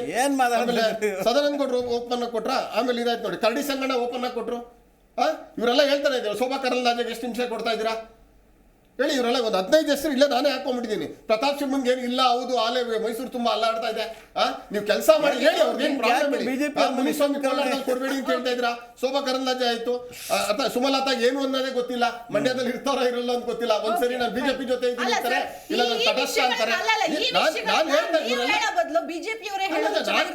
ಅವ್ರು ಹೇಳಲ್ಲ, ಯಾವ್ದು ಗೊತ್ತರ ಹೇಳಲ್ಲ. ಏನಕ್ಕೆ ನೀವು ನಿರರ್ಥಕರಾಗಿ ಮಾಡ್ತಾ ಇದ್ದೀರಾ? ರಾಮಕೃಷ್ಣ ಹೇಳಿ ಸರ್. ಈಗ ಮಂಡ್ಯ ಆಗಿರ್ಬೋದು, ಹಾಸನ ಭಾಗ ಆಗಿರ್ಬೋದು, ಎಲ್ಲಿ ನೀವು ಮೈತ್ರಿ ಅನ್ನುವಂತಹ ವಿಷಯ ಇದೆಯೋ ಅಲ್ಲಿ ಆ ವಿಚಾರಕ್ಕೆ ಒಂದು ಕ್ಲಾರಿಟಿಯನ್ನು ರಾಜ್ಯದ ಜನತೆಗೆ ಇಲ್ಲಿವರೆಗೂ ಕೊಡ್ತಾ ಇಲ್ಲ. ಬರೀ ರಾಜ್ಯದ ಜನತೆಗೆ ಅಲ್ಲ, ನಿಮ್ಮ ಪಕ್ಷದಲ್ಲಿ ಕೆಲಸ ಮಾಡುವಂಥವ್ರಿಗೂ ಕೂಡ ಈ ಕ್ಲಾರಿಟಿ ಸಿಗ್ತಾ ಇಲ್ಲ. ನಾನು ನಿಲ್ತೀನಾ ಇಲ್ವಾ ಅನ್ನೋದೇ ಗೊತ್ತಿಲ್ಲ ಅವ್ರಿಗೆ. ಹೆಂಗ್ ಕೆಲಸ ಮಾಡೋದು, ಏನ್ ಕೆಲಸ ಮಾಡೋದು ಅನ್ನೋ ಕನ್ಫ್ಯೂಷನ್ ಅಲ್ಲಿ ಇದ್ದಾರೆ. ಏನ್ ಹೇಳ್ತೀರಿ ಮೇಡಮ್? ಕಾಂಗ್ರೆಸ್ ವಕ್ತಾರರ ವಾದ ಹೆಂಗಿದೆ ಅಂದರೆ, ತೂತಾಗಿರೋ ಬಕೆಟಲ್ಲಿ ಫುಲ್ ನೀರು ತುಂಬ್ತಾ ಇದ್ದಾರೆ ಅವರು. ಆ ಥರ ವಾದ ಇವ್ರದ್ದು, ಆಯಿತಾ? ಅವರ ಪಕ್ಷದಲ್ಲೇ 101 ಹುಳುಕುಗಳಿವೆ. ಅವರು ಬಿ ಜೆ ಪಿದು ಹಂಗಿದೆ ಹಿಂಗಿದೆ ಅಂತ ಹೇಳ್ಕೊಂಡು 100 ವಿಷಯಗಳನ್ನು ಹೇಳ್ತಾರೆ. ಮೊದಲನೇದಾಗಿ ಕಾಂಗ್ರೆಸ್ನವರಿಗೆ MP 28 ಕ್ಷೇತ್ರಕ್ಕೆ ನಿಲ್ಲೋಕ್ಕೆ ಇವರಿಗೆ ಸರಿಯಾದ ಕ್ಯಾಂಡಿಡೇಟ್ಗಳೇ ಇಲ್ಲ. ಅದಕ್ಕೆ ಇವರೆಲ್ಲ ಹೋಗಿ ಎಲ್ಲ ಮಿನಿಸ್ಟರ್ಗಳ ಹತ್ರ ನೀವು ನಿಲ್ಲಿ ಅಂತ ಹೇಳ್ಕೊಂಡು ಅವ್ರಿಗೆ ದುಂಬಾಲು ಬೀಳ್ತಾ ಇದ್ದಾರೆ. ಅವರು ನಾವು ನಿಲ್ಲಲ್ಲ ಯಾಕಂತ ಹೇಳಿದ್ರೆ ಅಲ್ಲಿ ಸೋತದಿದ್ರೆ ಪುನಃ ಈ ಮಿನಿಸ್ಟ್ರಿಶಿಪ್ ಇಲ್ಲ, ಆನಂತರ ಇದು ಇಲ್ಲ ಅಂತ ಹೇಳ್ಕೊಂಡು ಅವ್ರಿಗೆ ಟೆನ್ಷನ್ ಆಗಿ ಅವರು ನಾವು ನಿಲ್ಲಲ್ಲ ಅಂತ ಸುಮಾರು ಜನ ಆಲ್ರೆಡಿ ಕಡಾಖಂಡಿತವಾಗಿ ಹೇಳಿದ್ರಿಂದಾಗಿ ಈ ಒಂದು ಲಿಸ್ಟಲ್ಲಿ ಅನೌನ್ಸ್ ಮಾಡಿದ್ರಲ್ಲೂ ಕೂಡ ಕೆಲವು ಕ್ಷೇತ್ರಗಳಿವೆ, ಆಯಿತಾ. ಅವರು ಆದ್ದರಿಂದಾಗಿ ಅಲ್ಲಿ ಬೇರೆ ಯಾವುದೋ ಒಂದಿಷ್ಟು ಕ್ಯಾಂಡಿಡೇಟ್ಗಳನ್ನು ಅನೌನ್ಸ್ ಮಾಡಿಬಿಟ್ಟಿದ್ದಾರೆ ಇವರು, ಆಯಿತಾ. ಸೋಲುವಂಥ ಕ್ಯಾಂಡಿಡೇಟ್ಗಳನ್ನೇ ಅನೌನ್ಸ್ ಮಾಡಿದ್ದಾರೆ. ಆಲ್ಮೋಸ್ಟ್ ಅದು 7 ಕ್ಷೇತ್ರಗಳಲ್ಲಿ ಹೇಳ್ತೀನಿ, ಆಯಿತಾ. ಒಂದು ಎರಡನೇದಾಗಿ ಇವರು ನಿಮ್ಮ MP ಗಳೆಲ್ಲ ನಿರರ್ಥಕರು ಅಂತ ಹೇಳುವಂಥ ಮಾತು ಹೇಳ್ತಾರೆ. ಮೊದಲ ನಿರರ್ಥಕರು ಯಾರಾದರೂ ಇದ್ದರೆ ಇವರ PM ಕ್ಯಾಂಡಿಡೇಟು. ಅವರು 2 ಇಲೆಕ್ಷನನ್ನು ಇದು PM ಆಗಿ ನಿಂತ್ಕೊಂಡ್ರು, ಆದರೆ ಎರಡೂ ಕೂಡ ದಬಾಕಿದ್ರು. ಎಲ್ಲೆಲ್ಲ ಕಾಲಿಟ್ಟರು ಆ ಎಲ್ಲ ರಾಜ್ಯಗಳು ಸೋತೋದ್ರು, ಎಲ್ಲ ರಾಜ್ಯಗಳು ಕೂಡ ಸೋತೋದ್ರು, ಆಯ್ತಾ. ಅವ್ರು ನಿಂತಂತ ಈ ಅಮೇಠಿ ಕ್ಷೇತ್ರನೇ ಗೆಲ್ಲಕ್ಕಾಗಿಲ್ಲ. ಅದನ್ನ ಬಿಟ್ಟು ಸೌತ್ ಅಲ್ಲಿ ಯಾವ್ದೋ ಒಂದು ಅಲ್ಪಸಂಖ್ಯಾತರ ಬಾಹುಳ್ಯ ಇರುವಂತ ಕ್ಷೇತ್ರ ಓಡಾಡ್ ಬಂದ್ರು, ಆಯ್ತಾ. ಅವರಿಗೆ ತಾಕತ್ತಿದ್ರೆ ಅಮೇಠಿ ಎಲ್ಲ ನಿಲ್ಬೇಕಿತ್ತು, ಅಮೇಠಿ ಎಲ್ಲ ನಿಲ್ಬೇಕಿತ್ತು. ಆದ್ರಿಂದಾಗಿ ಮೊದಲ ನಿರಂತಕರು ಯಾರಾದ್ರೂ ಇದ್ರೆ, ಯಾಕಂದ್ರೆ ನಾನು ಬಹಳ ಜವಾಬ್ದಾರಿಯುತವಾಗಿ ಈ ವರ್ಡ್ ಅನ್ನು ಯೂಸ್ ಮಾಡ್ತೀನಿ, ಯಾಕಂದ್ರೆ ಅವರು ನಮ್ಮ 20 MP ನಿರರ್ಥಕರಂತ ಹೇಳಿದ್ರಿಂದಾಗಿ ನಾನು ಹೇಳ್ತಾ ಇದ್ದೀನಿ. ಯಾರಾದ್ರೂ ನಿರರ್ಥಕರಿದ್ರೆ ಇವರ ಪಕ್ಷದ PM ಕ್ಯಾಂಡಿಡೇಟ್, ಕಾಂಗ್ರೆಸ್ ಪಕ್ಷದ PM ಕ್ಯಾಂಡಿಡೇಟ್ ರಾಹುಲ್ ಗಾಂಧಿ ಹೇಳ್ತಾ ಇದ್ದೀನಿ. ಅಷ್ಟೇ ಅಲ್ಲ, ಅವರ ಇದು ಏನೋ ಇದಕ್ಕಿಂತ ಹಿಂದಿನ ಅಧ್ಯಕ್ಷರಾಗಿದ್ದಾರಲ್ಲ ಹಾಗೂ MP ರಾಹುಲ್ ಗಾಂಧಿ ಅಂತ ಹೇಳಲಿಕ್ಕೆ ಬಯಸ್ತೇನೆ.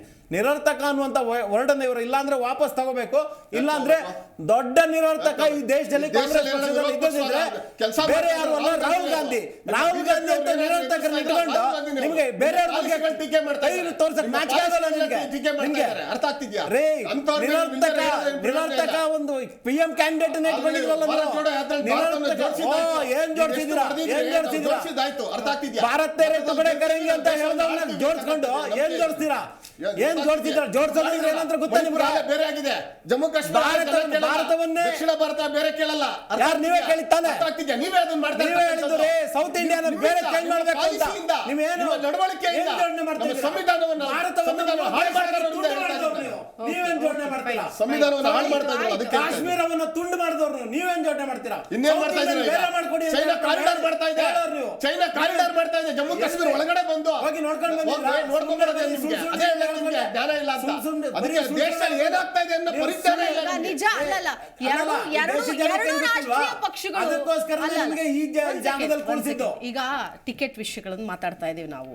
ಇದೇ ಮಂಡ್ಯ ವಿಷಯ ಅಂತ ರತನ್ ಅವರು ಎಷ್ಟು ಕನ್ಫ್ಯೂಷನ್ ಇದೆ ನೀವೇ ಹೇಳಿ. ಒಂದ್ ಕಡೆ ಸುಮಲತಾ ಅಂಬರೀಶ್ ಅವ್ರು ಹೇಳ್ತಾರೆ ನಾನು ಪಕ್ಷದ ಚಿಹ್ನೆಯಲ್ಲಿ ನಿಲ್ತೀನಿ, ಹೈಕಮಾಂಡ್ ನನಗೆ ವಿಶ್ವಾಸವನ್ನ ವ್ಯಕ್ತಪಡಿಸಿದ್ದಾರೆ ಅಂತ. ಮತ್ತೊಂದ್ ಕಡೆ ಮಂಡ್ಯ ನಮ್ದೇ ಅಂತಿದ್ದಾರೆ JDS ನವರು. ನಿಮ್ಗೆ ಗೊತ್ತಿದೆ, ಅವರು ಬಹಿರಂಗವಾಗಿ ಹೇಳ್ತಾ ಇದ್ದಾರೆ ಮಂಡ್ಯ ನಮಗೆ ಬಿಟ್ಕೊಟ್ಟೆ ಕೊಡ್ತಾರೆ, ನಮಗೆ ಆಶ್ವಾಸನೆ. ಎಷ್ಟು ಜನಕ್ಕೆ ಏನೇನು ಆಶ್ವಾಸನೆ ಕೊಟ್ಟಿದ್ದೀರಿ? ಈ ನೀವೇನು ಹೇಳಿದ್ರ ಗೊಂದಲ ಅಂತ ಯಾವ ಥರದ ಗೊಂದಲನೂ ಇಲ್ಲ.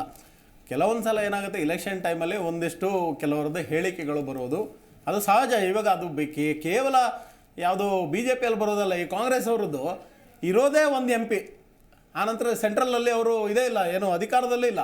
ಅವ್ರದ್ದೇ ಎಷ್ಟು ಗೊಂದಲ ಇದೆ, ತುಮಕೂರಲ್ಲಿ ಎಷ್ಟು ಗೊಂದಲ ಇದೆ, ಆಯ್ತಾ. ಇನ್ನು ಬೇರೆ ಬೇರೆ ಕ್ಷೇತ್ರಗಳಲ್ಲಿ ಅಲ್ವಾ ಕ್ಯಾಂಡಿಡೇಟ್ಗಳಿದ್ದು ಅವ್ರನ್ನ ಮಿನಿಸ್ಟ್ರಿಗಳನ್ನ ಇರ್ರಿ ಅಣ್ಣ, ಸ್ವಲ್ಪ ಕೇಳಿ.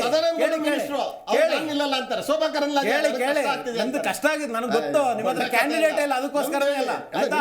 ನಿಮ್ ಕಷ್ಟಗಳು ನಮ್ಗೆ ಗೊತ್ತು, ಆಕಾಂಕ್ಷೆ ಬೇರೆಯವ್ರದ್ದು ಕೂಡ ಅದ್ರಲ್ಲಿ ಏನು ತಪ್ಪಿಲ್ಲ. ಆನಂತರ ಏನಂತ ಹೇಳಿದ್ರೆ ಇಲೆಕ್ಷನ್ ಟೈಮಲ್ಲಿ ಇದೆಲ್ಲ ಕಾಮನ್. ಆದರೆ ಪಕ್ಷದಲ್ಲಿ ಯಾವುದೇ ಗೊಂದಲ ಇಲ್ಲ, ಮೈತ್ರಿಯಲ್ಲಿ ಯಾವುದೋ ಗೊಂದಲ ಇಲ್ಲ. ಹಾಗೂ 2-3 ದಿನದಲ್ಲಿ ನಿಮಗೆ ಒಳ್ಳೆಯ ಒಂದು ಸುದ್ದಿ ಬರೋದಂತೂ ಗ್ಯಾರಂಟಿ. ಆಯ್ತು, ಮಾತಾಡ್ತೀನಿ ಕಿಶೋರ್ ನಿಮ್ ಜೊತೆ ನೆಕ್ಸ್ಟ್ ಮಾತಾಡ್ತೇನೆ. ವೀಕ್ಷಕರ ಚರ್ಚೆ ಮುಂದುವರಿಯುತ್ತೆ. ಕೈ ಕಾದಾಟ ಅಂದ್ರೆ ಟಿಕೆಟ್ ಕಾದಾಟ ಶುರು ಆಗ್ಬಿಟ್ಟಿದೆ. ಸೊ ಟಿಕೆಟ್ ನನಗೆ ಅನ್ನುವಂಥ ನಿಟ್ಟಿನಲ್ಲಿ. ಆದ್ರೆ ಇಲ್ಲಿ ಈ ಗೆಲ್ಲುವ ಅಭ್ಯರ್ಥಿಗೆ ನಾವು ಜೈ ಅನ್ನೋದು ಅಂತ ಹೈಕಮಾಂಡ್. ಕಿಶೋರ್, ಅಂದ್ರೆ ಇಲ್ಲಿ ಹೆಂಗಾಗ್ಬಿಟ್ಟಿದೆ ಅಂತಂದ್ರೆ ಒಂದು ಕಡೆ ಬಿಜೆಪಿ ಆಗಿರ್ಬೋದು, ಕಾಂಗ್ರೆಸ್ ಅವರು ನೀವೇನೋ ಅಲಯನ್ಸ್ ಮಾಡ್ಕೊಂಡಿರ್ಬೋದು, ಬಟ್ ರಾಜ್ಯದಲ್ಲಂತೂ ನೀವು ಯಾರು ಸ್ಪರ್ಧೆ ಮಾಡ್ತಾ ಇಲ್ಲ. ಟೀಕೆಯನ್ನು ಅಂತೂ ಕಾಂಗ್ರೆಸ್ ಪಕ್ಷದ್ದಾಗಿರ್ಬೋದು, ಬಿಜೆಪಿದಾಗಿರ್ಬೋದು ಪಕ್ಷಾತೀತವಾಗಿ ಮಾಡಬೇಕಾಗತ್ತೆ ಏನಾದ್ರು ತಪ್ಪುಗಳು ಇದ್ದ ಸಂದರ್ಭದಲ್ಲಿ. ಬಟ್ ಆದರೆ ಈಗ ಹೆಂಗಾಗಿದೆ, ಬರೀ ಗೆಲ್ಲಬೇಕು ಅನ್ನೋ ಟ್ಯಾಕ್ಟಿಕ್ಸ್ ಇಂದ ಬೇರೆ ಪಕ್ಷದಿಂದ ಸೆಳೆಯುವಂತಹ ತಂತ್ರಗಳು ಹೆಚ್ಚಾಗ್ತಾ ಇದೆ. ಏನು ಹೇಳ್ತೀರಿ? ಹೌದು, ಅದು ಹಿಂದೆನೂ ನೋಡ್ತಾ ಇದ್ದೀವಿ. ಏನಂತಂದ್ರೆ ಕ್ಯಾಂಡಿಡೇಟ್ಗಳು ಕೆಲವು ಕಡೆ ಸ್ಟ್ರಾಂಗ್ ಕ್ಯಾಂಡಿಡೇಟ್ಗಳು ಇವಾಗ ಸಿಟ್ಟಿಂಗ್ ಎಂ ಪಿಗಳು ಟಿಕೆಟ್ ಸಿಗಲಿಲ್ಲ ಅಂದರೆ ಹೋಗೋ ಸಾಧ್ಯತೆಗಳಿರುತ್ತೆ. ಅದಕ್ಕೋಸ್ಕರ ಇನ್ನೊಂದು ಪಕ್ಷ ಕಾಯ್ತಾನೆ ಇರುತ್ತೆ. ಅದು ಸಾಧಾರಣವಾಗಿ ನಾವು ನೋಡ್ತಾನೆ ಇದ್ದೀವಿ. ಈ ನಮ್ಮ ಕರ್ನಾಟಕಕ್ಕೆ ಅಷ್ಟೇ ಸೀಮಿತವಾಗಿಲ್ಲ, ಎಲ್ಲ ಕಡೆನೂ ಇದೆ ಅದು. ಮತ್ತು ಇವಾಗ ಕರ್ನಾಟಕದ ನಾವು ಸೀಟ್ಸ್ ಬಗ್ಗೆನೇ ಅನೌನ್ಸ್ ಮಾಡಿ, ಇವರು ಇನ್ನೂ ಅನೌನ್ಸ್ ಮಾಡಿಲ್ಲ, ನಮ್ಮ ಪಕ್ಷದಲ್ಲೇನು ಗೊಂದಲ ಇಲ್ಲ, ಮೈತ್ರಿಯಲ್ಲೇನು ಗೊಂದಲ ಇಲ್ಲ ಅಂತ ಹೇಳ್ತಾ ಇದ್ದಾರೆ. ಸುಮಾರು 6 ತಿಂಗಳಿಂದನೇ ಇವ್ರದ್ದು ಇಲ್ಲಿ JDS ಜೊತೆ ಮೈತ್ರಿ ಆಯ್ತಲ್ಲ, ಆವತ್ತಿಂದ ಇವತ್ತವರೆಗೂ ಅವ್ರಿಗೆ 4 ಸೀಟ್ ಕೊಡ್ತಾರೆ, 3 ಸೀಟ್ ಕೊಡ್ತಾರೆ, 5 ಸೀಟ್ ಕೊಡ್ತಾರೆ. ಕಡೆಗೆ ಇವಾಗ ಇತ್ತೀಚೆಗೆ ಸುದ್ದಿ ಬರ್ತಾರೆ 2 ಸೀಟ್ ಕೊಡ್ತಾರೆ ಅಷ್ಟೇ ಅಂತ ಹೇಳ್ಬಿಟ್ಟು. ಆ 2 ಸೀಟ್ ಕೊಟ್ಟರು ಎಲ್ಲಿ ಕೊಡ್ತಾರೆ, ಆ ಗೊಂದಲದಲ್ಲೇ ಕುತ್ಕೊಂಡಿದ್ದಾರೆ. ನಾನು ಹೇಳ್ತಾ ಇದ್ದೀನಿ, ಇವಾಗ JDS ನವರು ಮೈತ್ರಿಯಲ್ಲಿ ಏನು ಗೊಂದಲ ಇಲ್ಲ, ಮೈತ್ರಿ ಮಾಡ್ಕೊಂಡಾಗ ಅಂತ ಹೇಳಿ ಅನೌನ್ಸ್ ಮಾಡಿದ್ರೆ ಅವರಲ್ಲಿ ರೆಡಿ ಆಗ್ತಿದ್ರಲ್ಲ. ಇಲ್ಲ, ನಮ್ ಟೆನ್ಷನ್ ಅಂದ್ರೆ ಇಲ್ಲಿರೋದು ಅಷ್ಟೇ, ವಾಸ್ತವಗಳು ಮಾತಾಡ್ತಾ ಇದೀವಿ. ಗೊಂದಲ ಇಲ್ಲ ಅಂತ ನೀವು ಹೇಳಿದ್ದೆ ಅಷ್ಟೇ. ಗೊಂದಲ ಇಲ್ಲ ಅಂತಂದ್ರೆ JDS ಅವ್ರಿಗೆ ಎಷ್ಟು ಕೊಡ್ತೀರಿ? ನಿಮ್ಮ ಹತ್ರ ನಂಬರ್ಸ್ ಇದೆಯಾ ಹೇಳಿ ನೋಡೋಣ. ನಮ್ಮ ಹತ್ರ ಇದೆ, ಹೇಳಿ. ನೋಡಿ ಮತ್ತೆ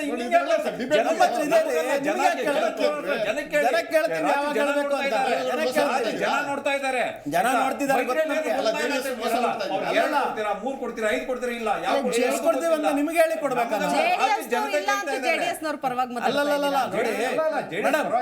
ಇವಾಗ ಏನು ಗೊಂದಲನೇ ಇಲ್ಲ ಅಂತ, ಗೊಂದಲ ಇಲ್ಲ, ಇದೆ. ಬಿಜೆಪಿ ಗೊತ್ತು ಎಷ್ಟು ಕೊಡಬೇಕು ಅಂತ. ಟಿಕೆಟ್ ಕೊಡೋ ಗೊಂದಲ ಇಲ್ಲ ಅಂತ ಅಂದ್ಕೊಂಡು ಇರೋ ಪಕ್ಷ ಯಾವುದು ಇರೋದೇ ಇಲ್ಲ. ನನ್ನ ಪ್ರಕಾರ ಗೊಂದಲ ಇಲ್ಲದೇನೆ ಟಿಕೆಟ್ ಫೈನಲ್ ಮಾಡ್ತೀನಿ ಅನ್ನುವಂಥದ್ದು ಯಾವುದು ಇರೋದೇ ಇಲ್ಲ. ಎಲ್ಲರಿಗೂ ಕೂಡ ಅಧಿಕಾರ ಬೇಕು. ಪಕ್ಷದಲ್ಲಿ ದುಡಿದವರೇ ಇರ್ತಾರೆ, ಕಾರ್ಯಕರ್ತರು ಇರ್ತಾರೆ, ನಿಷ್ಠಾವಂತರು ಇರ್ತಾರೆ. ಸೊ ಎಲ್ಲರಿಗೂ ಟಿಕೆಟ್ಗೆ ಅಂತ ನೋಡಿ ವಿಪರ್ಯಾಸ ಹೆಂಗೆ ಅಂತಂದ್ರೆ JDS ನವರು ಕಳೆದ ಎಲೆಕ್ಷನ್ ಅಲ್ಲಿ ಇವ್ರ ಜೊತೆ ಕೆಲಸ ಮಾಡಿದ್ರು ಕೈ ಜೋಡಿಸಿ, ಈ ಎಲೆಕ್ಷನ್ ಅಲ್ಲಿ ಅವ್ರ ಜೊತೆ JDS ನವ್ರನ್ನ ಎಲ್ಲರೂ ಅವರು ಉಪಯೋಗಿಸ್ಕೊಳ್ಳೋದು ಅಷ್ಟೇ ಆಗಿದೆ ಹೊರತು ಅವ್ರನ್ನೆಲ್ಲ ಮೇಲೆ ಎಲ್ಲೂ ಇಲ್ದಂಗೆ ಹೋಗ್ತಾರೆ. ಅವ್ರು ಏನಂದ್ರೆ ಅಟ್ಲೀಸ್ಟ್ JDS ನವರಿಗೆ ಸುಮಾರು ಒಂದು 10 ಕ್ಷೇತ್ರಗಳ 10 ಲೋಕಸಭಾ ಕ್ಷೇತ್ರ ಅಲ್ಲ, ಅವರೇ ಇಟ್ಟಿಲ್ಲ ಅನ್ಸುತ್ತೆ ಡಿಮ್ಯಾಂಡ್. 10 ಕ್ಷೇತ್ರ ನೀವು ಕೇಳ್ತಾ ಇದ್ದೀರಿ. ಅವ್ರ ವೋಟರ್ಸ್ ಓಟ್ ಇದೆ. ಇಲ್ಲಾಂದ್ರೆ ಇವ್ರೇನು ಬರೀ 2 ಸೀಟಲ್ಲಿ 1 ಸೀಟಲ್ಲಿ ಇದ್ರೆ ಮೈತ್ರಿ ಮಾಡ್ಕೊತಿರ್ಲಿಲ್ಲ. ಆಯ್ತಾ, ಮೈಸೂರು ಕರ್ನಾಟಕ ಭಾಗದಲ್ಲಿ ಬಹಳಷ್ಟು ಕ್ಷೇತ್ರಗಳಲ್ಲಿ ಅವ್ರ ಇನ್ಫ್ಲೂಯೆನ್ಸ್ ಇದೆ. ಆದ್ರೂ ಅವ್ರಿಗೆ ಇವಾಗ 2 ಸೀಟ್ಗಷ್ಟೇ ಸೀಮಿತಗೊಳಿಸಿದ್ದಾರೆ. ಯಾಕಂದ್ರೆ ಲಾಸ್ಟ್ ಟೈಮ್ ಮುಂದೆ ಒಂದಿತ್ತು, ಅದಕ್ಕೋಸ್ಕರ ಅವರು ಹೆಚ್ಚಿಗೆ ಡಿಮ್ಯಾಂಡ್ ಮಾಡ್ಲಿಕ್ಕೆ ಆಗಲ್ಲ. ಇವಾಗ ಇವ್ರು 25 ಸೀಟ್ ಇದ್ರೂ 25 ಜನ ಕ್ಯಾಂಡಿಡೇಟ್ಗಳು ಇವ್ರ ಹತ್ರನೂ ಇಲ್ಲ. ಯಾಕಂದ್ರೆ ಸಿಟ್ಟಿಂಗ್ MP ಗಳನ್ನೂ ಕೂಡಿಸ್ತಾ ಇದ್ದಾರೆ. ಯಾಕಂದ್ರೆ ಅವ್ರ ಪರ್ಫಾರ್ಮೆನ್ಸ್ ಇಲ್ಲ, ಆಂಟಿ ಇನ್ಕಂಬೆನ್ಸಿ ಇದೆ. ಹಾಗಾಗಿ ಇವರು ಕ್ಯಾಂಡಿಡೇಟ್ ಹುಡುಕ್ತಾ ಇದ್ದಾರೆ. ಸೊ ಇಲ್ಲಿ ಯಾರು ಬಿಟ್ಟು ಬರ್ತಾರೋ ಅಂತ ಇವರು ಕಾಯ್ತಾ ಇದ್ದಾರೆ. ಅದಕ್ಕೋಸ್ಕರ ಕರ್ನಾಟಕದಲ್ಲಿ ಇವ್ರು ಇನ್ನು 28 ಸೀಟ್ ಅನೌನ್ಸ್ ಮಾಡಿಲ್ಲ. ಅದಿನ್ನೂ ಅನೌನ್ಸ್ ಮಾಡಿದಾಗ ಇಲ್ಲಿ 28 ಅಲ್ಲ, ಒಂದು ಅನೌನ್ಸ್ ಮಾಡಿಲ್ಲ. ಅಲ್ಲ, ಯಾವ್ದು ಅದೇ ಒಂದು ಅನೌನ್ಸ್ ಮಾಡಿಲ್ಲ.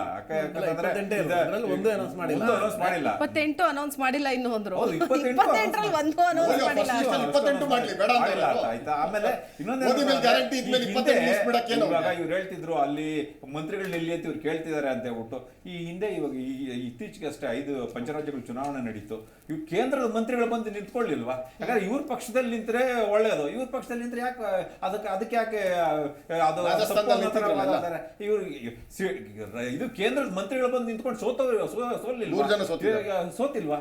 ಯಾಕಂದ್ರೆ ಇವ್ರು ಯಾಕೆ ತಗೊಂಬಂದ್ರು? ಕೇಂದ್ರದ ಮಂತ್ರಿಗಳಿಗೆ ತಗೊಂಬಂದು ಸ್ಟೇಟ್ ಎಲೆಕ್ಷನ್ ಯಾಕೆ ನಿಲ್ಸಿದ್ರು ಇವರು? ಮತ್ತೆ ಇವ್ರು ಮಾತ್ರ ನಿಲ್ಸಿದ್ರೆ ಈ ತರ ನಿಲ್ಸದ್ ತಪ್ಪು ಅಂತ ಇದ್ಯಾವ ಇವ್ರು ಮಾಡಿದ್ರೆ ಸರಿ, ಇವ್ರು ಮಾಡಿದ್ರೆ ತಪ್ಪು ಅಂತ ಹೆಂಗಾಗುತ್ತೆ? ಅದು ಕೇಂದ್ರದ ಮಂತ್ರಿಗಳ ಹತ್ರ ಕೇಳಿದ್ವಿ, ಅವ್ರು ಬಂದು ನಿಂತಿದ್ದಾರೆ. ನೀವು ಕೇಳಿದ್ರೆ ಯಾವ ಮಂತ್ರಿಗಳು ಕೂಡ ನಿಮ್ಮ ಮಂತ್ರಿಗಳಿಗೆ ನಿಮ್ಮ ಮಂತ್ರಿಗಳಿಗೆ ಯಾರು ನಿಲ್ಲೋಕ್ ರೆಡಿನೇ ಇಲ್ಲ. ಬಗ್ಗೆ ಒಂದು ಪ್ರಶ್ನೆ ಕೇಳಿದೆ, ಯಾರು ನಿಲ್ಲೋಕ್ ರೆಡಿನೇ ಇಲ್ಲ. ಓಕೆ, ಎಸ್ ರಾಮಕೃಷ್ಣ ಅವ್ರೆ, ಈಗ ನಿಮ್ಮ ಕಡೆಯಿಂದಾನೇ ನೋಡೋದಾದ್ರೆ ನೀವೇನೇ ಆಯ್ತು, ರಾಜ್ಯ ಮಟ್ಟದಲ್ಲಿ ನಾವು ಅಷ್ಟು ಪ್ರಬಲ ಇದ್ದೀವಿ, ಆಡಳಿತಾರೂಢ ಪಕ್ಷ, ಪಂಚ ಗ್ಯಾರಂಟಿ ಯೋಜನೆ ಇದೆಲ್ಲ ಕಾನ್ಫಿಡೆನ್ಸ್ ಇದೆ, ಅಷ್ಟು 15, 20 ಅಂತೇಳಿ ಲೆಕ್ಕ ಹೇಳ್ತಾರೆ. ಒಬ್ಬೊಬ್ರು ಮಂತ್ರಿಗಳು ಒಂದೊಂದು ಹೇಳ್ತಾ ಇದ್ದಾರೆ ನಿಮ್ಮವರು. ಆಯ್ತಾ, ಒಬ್ರು 15 ಅಂತಾರೋ, 20 ಅಂತಾರೆ, ಇವತ್ತು ಯಾರು 11, 12 ಅಂತಿದ್ರು ಮಂತ್ರಿಗಳು. ಹಿಂಗೆ ಒಬ್ಬೊಬ್ರು ಒಂದೊಂದು ಲೆಕ್ಕ ಹೇಳ್ತಿದ್ದಾರೆ. ಇಷ್ಟು ಕಾನ್ಫಿಡೆನ್ಸ್ ಇದ್ದವ್ರು ಯಾಕೆ ನೀವು ಫುಲ್ ಕಂಪ್ಲೀಟ್ ಆಗಿ ಲಿಸ್ಟ್ ಅನೌನ್ಸ್ ಮಾಡ್ತಾ ಇಲ್ಲ ರಾಜ್ಯದ್ದು ಅಂತ? ಒಂದಂತೂ ನಿಜ, AICC ಮಟ್ಟದಲ್ಲಿ ನಾವು ಯಾರನ್ನ ಅಭ್ಯರ್ಥಿಗಳನ್ನಾಗಿ ಒಂದು ಬಾರಿ ಘೋಷಣೆ ಆದ್ರೆ ಅವ್ರ ಮಂತ್ರಿ ಇಲ್ಲದೆ ಇರಲಿ, ಸಾಮಾನ್ಯ ಕಾರ್ಯಕರ್ತ ಇರಲಿ, ಇಲ್ಲ ಅವನು ಒಳ್ಳೆ ಕೆಲಸ ಮಾಡಿರ್ತಕ್ಕಂಥ ವ್ಯಕ್ತಿ ಇರಲಿ, ಯಾರೇ ಇದ್ರೂ ಕೂಡ ನಾವು ಅದನ್ನು ಶಿರಸಾವಹಿಸಿ ಫಾಲೋ ಮಾಡ್ತೀವಿ. ಕಾರ್ಯಕರ್ತರು ಸಜ್ಜಾಗಂತೂ ಇದ್ದಾರೆ. ಅರ್ಥ ಆಗ್ತಿದೆ. ಕೇಂದ್ರದಲ್ಲಿ ನಾವಿನ್ನು ಕೊಡ್ತಕ್ಕಂಥ ಪ್ರಣಾಳಿಕೆಗಳು ನೀವು ನೋಡಿದಾಗ ದೇಶ ಮತ್ತೆ 2013 ಉನ್ನತ ಸ್ಥಿತಿಗೆ ಮತ್ತೆ ಮರಳತಕ್ಕಂಥದ್ರಲ್ಲಿ ಯಾವುದೇ ಅನುಮಾನ ಇಲ್ಲ. ಅಲ್ಲ ಇಲ್ಲಿ ಹಾಗಾಗಿ candidate ಗಳು ನೀವು- ಇಲ್ಲಿ candidate ಗಳಿದ್ದಾರೆ. ಪೈಪೋಟಿ ಜಾಸ್ತಿ ಇದೆ. ಒಂದ್ ಕಡೆ ಮಲ್ಲಿಕಾರ್ಜುನ್ ಖರ್ಗೆ ಅವರ ಬೆಂಬಲಿಗರು ಅಥವಾ ಅವರೇ ಮೂಲಕ ಟಿಕೆಟ್ ಆಕಾಂಕ್ಷಿಗಳು, ಮತ್ತೊಂದ್ ಕಡೆ ಡಿ ಕೆ ಶಿವಕುಮಾರ್ ಕಡೆಯವರು, ಮತ್ತೊಂದ್ ಕಡೆ ಸಿದ್ದರಾಮಯ್ಯನವರ ಕಡೆಯವರು, ಹೀಗೆ ಎಲ್ಲಾ ಮೂಲದಿಂದಲೂ ಕೂಡ ನಮ್ಮ ಕಡೆಯವ್ರಿಗೆ ಬೇಕು ಟಿಕೆಟ್ ಅನ್ನುವಂತಹ ಪೈಪೋಟಿ ಇದೆ ಅಂತ. ಸೊ ಇದನ್ನ ಶಮನ ಮಾಡುವಂತ ನಿಟ್ಟಿನಲ್ಲಿ ACC ಅದೇ ಹೇಳ್ತಾ ಇರೋದು, ನಿಮ್ ಕಡೆಯವ್ರು ಯಾರು ಬೇಕು ಅಂತೀರೋ ಅವ್ರನ್ನೆಲ್ಲ ಗೆಲ್ಲಿಸ್ಕೊಂಡ್ ಬನ್ನಿ ಅಂತಾನೆ ಹೇಳಿರೋದು. ಅವರೆಲ್ಲ ನಾವು ಗೆಲ್ಲಿಸ್ಕೊಂಡ್ ಬರ್ತೀವಿ ಎಲ್ಲ ಅಂತ ಹೇಳಿ ಇರೋದು ಆಶ್ವಾಸನೆ 28 ಅಲ್ಲ ಬರ್ತಾ ಸರ್. ಇದ್ದಾರೆ. ಎಲ್ಲಾರ್ನೂ ನಿಲ್ಸಕ್ಕಾಗಲ್ಲ. ಅಲ್ಲ, ಅದನ್ನೇ ನಾನು ಹೇಳಿದೆ, ಇರೋ 28 ಕ್ಷೇತ್ರಕ್ಕೆ ಎಷ್ಟು ಜನ ಆಯ್ಕೆ, 28 ಜನನ ಆಯ್ಕೆ ಮಾಡಕ್ ಸಾಧ್ಯ. ಅದ್ ಬಿಟ್ಟು ಇನ್ನು ಹೆಚ್ಚಿಗೆ ಅಂತೂ ಮಾಡ್ಲಿಕ್ಕೆ ಆಗೋದಿಲ್ಲ. ಈಗ ಮಾಡಿರತಕ್ಕಂಥ 7 ಜನದಲ್ಲಿ ಅತ್ಯುತ್ತಮವಾಗಿದ್ದಾರೆ, ಅವ್ರು ನಿಜವಾಗ್ಲೂ ಗೆಲ್ತಾರೆ ಅಂತಕ್ಕಂಥದ್ದು. ಮುಂದಿನ ದಿನಗಳಲ್ಲಿ ಆದಷ್ಟು ಬೇಗ ನಾವು ತಿಳಿದಂಗೆ 3-4 ದಿವಸದಲ್ಲಿ ಬಿಡುಗಡೆ ಮಾಡ್ತಾರೆ ಅಂತಕ್ಕಂಥದ್ದಿದೆ. ಬಿಜೆಪಿಯವರು ಒಳ ಆಡಳಿತ ಹೇಳ್ತಾ ಇದೆ ಅವ್ರಿಗೆ ಇನ್ನು 10 ದಿವಸ ಆದ್ರೂ ಇವ್ರು ಮಾಡ್ತಕ್ಕಂಥದ್ದಾಗಲ್ಲ. ಯಾಕಂದ್ರೆ ಯಡಿಯೂರಪ್ಪನವರು ಈ ಕಡೆ ಸಂತೋಷ್ ಅವರು, ಈ ಕಡೆ ಲೋಕಲ್ ಪಾರ್ಟಿಲಿ ಇರ್ತಕ್ಕಂಥವ್ರು, ನಿರಾಣಿ ಅವರು, ಇವರೆಲ್ಲ ಒಂದು ಗ್ರೂಪ್ ಕಟ್ಕೊಂಡಿದ್ದಾರೆ. ಅವ್ರು ರೇಣುಕಾಚಾರ್ಯ ಒಂದು ಹೇಳ್ತಾ ಇದ್ದಾರೆ, ನೀವು ನಾವು ಕೊಡದೇ ಬಿಡಲ್ಲ ಅಂತೇಳಿ. ಹಾಗಾಗಿ ನಾವ್ ಹೇಳ್ತಕ್ಕಂಥದ್ದು, ಬಿಜೆಪಿಲಿ ಇಷ್ಟೆಲ್ಲ ಇದ್ದು ಕೂಡ ನೀವು 10 ವರ್ಷ ಆಡಳಿತ ಮಾಡಿ 15 ಜನದ ಲಿಸ್ಟ್ ಇಲ್ಲೇ ಹೆಸರು ಹೇಳಕ್ ಬಂದೆ, ಮೇಡಮ್ ಬಿಡ್ಲಿಲ್ಲ ಆಗ್ಲೇ. ಆ 15 ಜನನು ಕೂಡ ಅವರ ಕೋಪವನ್ನು ಹೊರಗಡೆ ಹಾಕಿದ್ದಾರೆ. ನಮ್ಮದಾದ ತಪ್ಪೇನು, ನಾವು ಮಾಡಿರ್ತಕ್ಕಂಥದ್ದೇನು, ನಾವು ಸರಿಯಾಗಿ ಕೆಲಸ ಮಾಡಿದ್ವಿ, ನೀವಾಗ ನಮ್ಮನ್ನು ಇದು ಮಾಡ್ತಾ ಇದ್ರಿ. ಇಲ್ಲ, ಒಂದು ಬಿಜೆಪಿ ಹೈಕಮಾಂಡ್ ಹೇಳಬೇಕು, ಇಲ್ಲ ಇವ್ರು ಕೆಲಸ ಮಾಡಿರ್ಲಿಲ್ಲ, ಇವ್ರೇನು ನಾಲಾಯಕಾಗಿದ್ರು, ಕರ್ನಾಟಕಕ್ಕೆ ಅನ್ಯಾಯ ಮಾಡಿದಾರೆ, ಅದಕ್ಕೆ ಅವ್ರು ಸೀಟ್ ತೆಗಿತಾ ಇದೀವಿ ಅಂತನಾರು ಹೇಳ್ಬೇಕು, ಇಲ್ಲ ಬೇರೆಯವ್ರನ್ನ ಆಯ್ಕೆ ಮಾಡ್ತಿದೀವಿ ಅಂತನಾರು ಹೇಳ್ಬೇಕು. ಹಾಗಾಗಿ ನಾವ್ ಹೇಳ್ತಕ್ಕಂಥದ್ದು, ಮುಂದಿನ ಲೋಕಸಭೆ ಯಾವುದೇ ಇದ್ರೂ ಕೂಡ ಇಂಡಿಯಾ ಒಕ್ಕೂಟ ಗೆಲ್ತಕ್ಕಂಥದ್ರಲ್ಲಿ 100% ಸತ್ಯ ಇದೆ. ಇವರ ಕೆಲಸ ಕಾರ್ಯಗಳನ್ನು ನೋಡಿದಾಗ ಗೆಲ್ತೀವಿ ಅಲ್ಲ ಸರ್, ಯಾವ ಲೆಕ್ಕಾಚಾರದಲ್ಲಿ ಇಂಡಿಯಾ ಒಕ್ಕೂಟ ಈ ಬಾರಿ ಗೆಲ್ತೀವಿ ಅನ್ನೋದು ಬೇಕಲ್ಲ ನಿಮಗೆ? ಯಾವ ಲೆಕ್ಕಾಚಾರ ಎಲ್ಲಿ ಯಾವ ತರ ತಲುಪಿಸಿದ್ರಿ, ಏನ್ ವೈಫಲ್ಯ ತಲುಪಿಸಿದ್ರಿ? ಈಗ ಎಲೆಕ್ಷನ್ ಬಂದಾಗ ಅದೇ ಹೇಳಿದ್ದು. ಇವಾಗ ನ್ಯಾಯ ಯಾತ್ರೆ ಮಾಡ್ತಾ ಇದೀವಿ, ಇವಾಗೆಲ್ಲ ಸೌತ್ ಯಾರು ಮಾಡ್ತಿದ್ದಾರೆ ಅವರಿಗೆ ಕಾಂಗ್ರೆಸ್ ಕಾರ್ಯಕರ್ತರಿಗೂ ದಕ್ಷಿಣ ಆಯ್ತು, ಪೂರ್ವದಿಂದ ಪಶ್ಚಿಮ ಆಯ್ತು. ಅರ್ಥ ಆಗ್ತಿದ್ಯಾ? ಟಿವಿಗಳಲ್ಲಿ ತೋರಿಸದೇ ಇರ್ಬೋದು. ನಮ್ಗೆ ಎಮರ್ಜೆನ್ಸಿ ಕಾಲದಲ್ಲಿ ಇಂದಿರಾ ಗಾಂಧಿ ಅವರು ಎಮರ್ಜೆನ್ಸಿ ತಂದಾಗ ಅವಾಗ ನಮ್ಗೆ ವಿರೋಧ ಪಕ್ಷಗಳ ಜೊತೆ ಮಾಧ್ಯಮ ಸಹಕಾರ ಇತ್ತು. ಮಾಧ್ಯಮ ಸಹಕಾರ ಇಲ್ಲ, ಹಾಗಂತ ಯಾರನ್ನು ಬ್ಲೇಮ್ ಮಾಡಕ್ ಹೋಗಲ್ಲ. ಆದ್ರೆ ನಾವು ಪ್ರತಿಯೊಂದು ಮನೆಯವರು ಕಳಿಸ್ತಾ ಇದೀವಿ, ಪ್ರತಿ ಜಿಲ್ಲೆಯಲ್ಲಿ, ಪ್ರತಿ ಒಂದು ರಾಜ್ಯಗಳಲ್ಲಿ ನಾವು ಸಂಚರಿಸ್ತಾ ಇದೀವಿ. ಗೊತ್ತಾಯ್ತಾ? ಈ ಭವಿಷ್ಯ ಇದ್ರೆ ಕಾಂಗ್ರೆಸ್ ಇದೀವಿ. ಅರ್ಥ ಆಗ್ತಿದೆ? ನ್ಯಾಯ ಯಾತ್ರೆ ಇವತ್ತೆಲ್ಲ ನಡೀತಾ ಇದೆ. ಏನು ನ್ಯಾಯ ಯಾತ್ರಾ ಇವತ್ತೆಲ್ಲ ನಡೀತಾ ಇದೆ? ಗುಜರಾತಲ್ಲಿ ಮುಗಿದಿದೆ. ಗುಜರಾತಲ್ಲಿ ಏನಾಯ್ತು ನೋಡಿದ್ರ? ಏನಾಯ್ತು? ನಡೆಯೋ ಜಾಗದಲ್ಲಿ ನಡೆಯುತ್ತೆ. ಸಮಾಧಾನ ಹೋಗ್ಬೇಕೇನ್ರಿ ನೀವು? ಹೋಗ್ಬೇಕಾ ಹೇಳಿ? ಬರ್ತಾ ಇಲ್ಲ. ಪಾರ್ಟಿ ಜಾಯ್ನ್ ನಿಮ್ಗೆ ಗೊತ್ತಿಲ್ಲ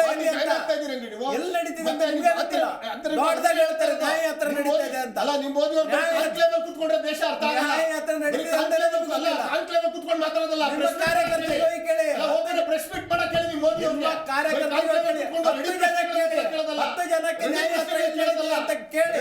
ಕೇಳೋದಲ್ಲ. ಮಾಡಿ ಕೇಳ್ತಕ್ಕಂಥ ನಾವ್ ಹೇಳ್ತಕ್ಕಂಥದ್ದು, ದೇಶಕ್ಕೆ ನಾವೇನ್ ಸಂದೇಶ ಮುಟ್ಟಿಸ್ಬೇಕು, ಕೇರಳ ಇರ್ಬೋದು, ಇಲ್ಲ ತ್ರಿಪುರ ಇರ್ಬೋದು. ಈಗ ಮೊನ್ನೆ ನೋಡಿ, ತಿರ್ಗಾ ಇನ್ನು ನಾರ್ತ್ ಈಸ್ಟ್ ಏನಾಗ್ತದೆ ಅಂತಕ್ಕಂಥದ್ದು ಹೇಳಕ್ಕಾಗಲ್ಲ. ಮೊನ್ನೆ ರಿಜಿಜು ಹೇಳಿದ್ದಾರೆ, ನೀವು ಆ ರೀತಿ ಎಲ್ಲ ಮಾಡೋದ್ ಬೇಡ, ಹಾಗೆ ಹೇಗೆ ಅಂತೇಳಿ. ಸಿಟ್ಟಿಂಗು ಮಿಲಿಟರಿ ಆಫೀಸರ್ ಮನೆಗಳಿಗೆ ನುಗ್ಗಿ ಹೊಡ್ಕೊಂಡು ಹೋಗ್ತಾ ಇದ್ದಾರೆ. ಇವರು ಇಲ್ಲಿ ಕಾನ್ಕ್ಲೇವ್ ಅಲ್ಲಿ ಕುತ್ಕೊಂಡು ಚಪ್ಪಾಳೆ ಮಾಡ್ಕೊಂಡು ಇದು ಶಾಸ್ತ್ರ ಹೇಳ್ತಾ ಇದ್ದೆ ನಾನು, ಜಾಗ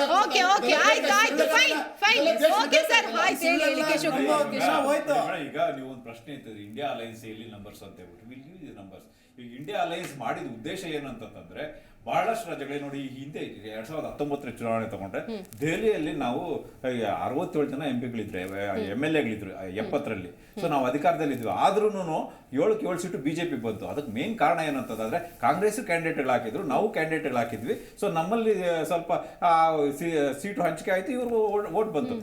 ಹಾಗಾಗಿ ಅವ್ರು ಗೆದ್ರು. ಇವಾಗ ಇಂಡಿಯಾ ಅಲೈನ್ಸ್ ಆಗಿರೋ ಉದ್ದೇಶ ಹೇಗೆ ಅಂತಂದ್ರೆ, ನಾವು ಹಾಕೊಂಡ್ರೆ ಲಾಭ ಆಗೋದು ಬೇಡ. ಸೊ ನಾವು ಎಲ್ಲೆಲ್ಲಿ ಸ್ಟ್ರಾಂಗ್ ಆಗಿದೀವೋ ಅಲ್ಲಿ ಮಾಡೋಣ ಅಂತ ಹೇಳಿ ನಾವು ಅಲಯನ್ಸ್ ಮಾಡ್ಕೊಂಡು ಸೀಟ್ ಶೇರಿಂಗ್ ಆಗಿರೋದು. ಡೆಲ್ಲಿಯಲ್ಲಿ 7 ನಾವು ಗೆಲ್ತಾ ಇದೀವಿ ಇಂಡಿಯಾ ಅಲಯನ್ಸ್.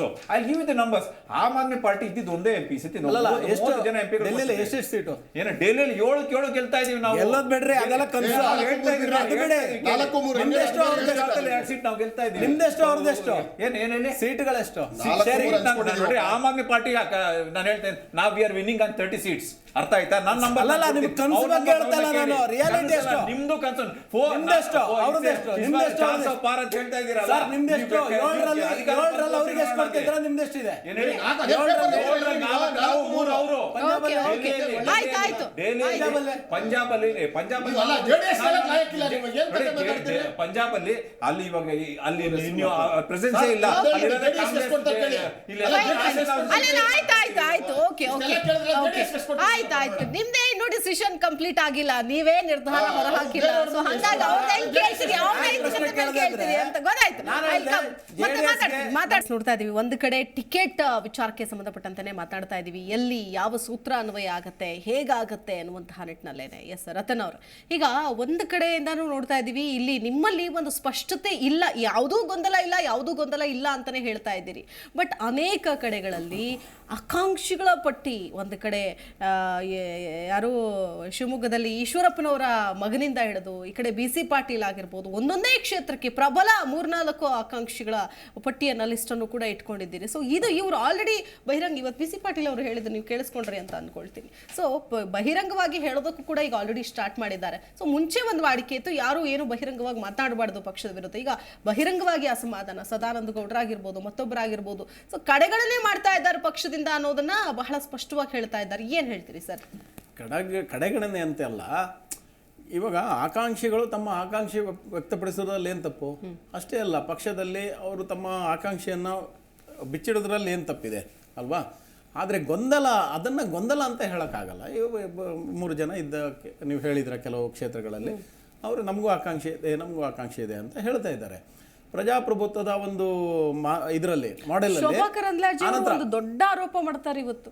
ಏನು, ನಮ್ಮ ಪಕ್ಷದಲ್ಲಿ ನನ್ನ ವಿರುದ್ಧನೇ ಪಿತೂರಿ ಮಾಡ್ತಾ ಇದ್ದಾರೆ ಅಂತ. ಅಂದ್ರೆ ನಿಮ್ಮದೇ ಅವರದ್ದೇ ಪಕ್ಷದ ಕಾರ್ಯಕರ್ತರು ಪತ್ರ ಚಳುವಳಿ, ಗೋ ಬ್ಯಾಕ್ ಶೋಭಕ್ಕ ಅಂತ, ಕೇಂದ್ರ ಸಚಿವರ ವಿರುದ್ಧ ನಿಮ್ಮದೇ ಪಕ್ಷದಲ್ಲಿ ಇಂತಹ ಒಂದು ವಿಷಯ ಬರುತ್ತೆ ಅಂತಂದ್ರೆ, ಸೊ ಇದನ್ನ ಹಾಗಾದ್ರೆ ವ್ಯಕ್ತಪಡಿಸೋ ಮನೋಭಾವ ಅನ್ನಬೇಕಾ, ಅಥವಾ ಏನಂದ್ರೆ ಪಕ್ಷದ ಹಿಡಿತ ಇಲ್ಲ ಅಂತ ಹೇಳ್ಬೇಕಾ? ಇಲ್ಲ ನೋಡಿ, ಇವಾಗ ನಾನು ಅದೇ ಹೇಳಿದೆ, ಕೆಲವು ಕಡೆ ಬೇರೆ ಬೇರೆ ಆಕಾಂಕ್ಷಿಗಳಿರ್ಬೋದು. ಆಕಾಂಕ್ಷಿಗಳು ತಮ್ಮ ಆಕಾಂಕ್ಷೆಯನ್ನು ವ್ಯಕ್ತಪಡಿಸೋದ್ರಲ್ಲಿ ಏನು ತಪ್ಪಿಲ್ಲ. ಹಾಗೂ ನಮ್ಮ ಒಂದು ಪಾರ್ಲಿಮೆಂಟರಿ ಬೋರ್ಡ್ ಏನಿದೆ, ಅವರಿಗೆ ತಲುಪಿಸುವಂಥ ಒಂದು ಕೆಲಸವನ್ನು ಕೆಲವರು ಮಾಡ್ತಾ ಇರ್ಬೋದು. ಆದರೆ ನಮ್ಮ ಪಾರ್ಲಿಮೆಂಟರಿ ಬೋರ್ಡ್ ಏನು ಡಿಸೈಡ್ ಮಾಡುತ್ತೆ, ನಾಳೆ ಕೂತ್ಕೊಳ್ಳಿಕ್ಕೆ ಆಲ್ರೆಡಿ 1-2-3 ಹಂತದ ಚರ್ಚೆ ಆಗಿದೆ, ನಾಳೆ ಕೂತ್ಕೊಳ್ತಾರೆ, ಅವರು ಡಿಸೈಡ್ ಮಾಡ್ತಾರೆ ಅಲ್ಲಿ ಏನಾಗಬೇಕು ಅನ್ನುವಂಥದ್ದನ್ನು ಡಿಸೈಡ್ ಮಾಡಿ ನಾಳೆ ಅಥವಾ ನಾಡಿದ್ದು ಅನೌನ್ಸ್ ಆಗುತ್ತೆ.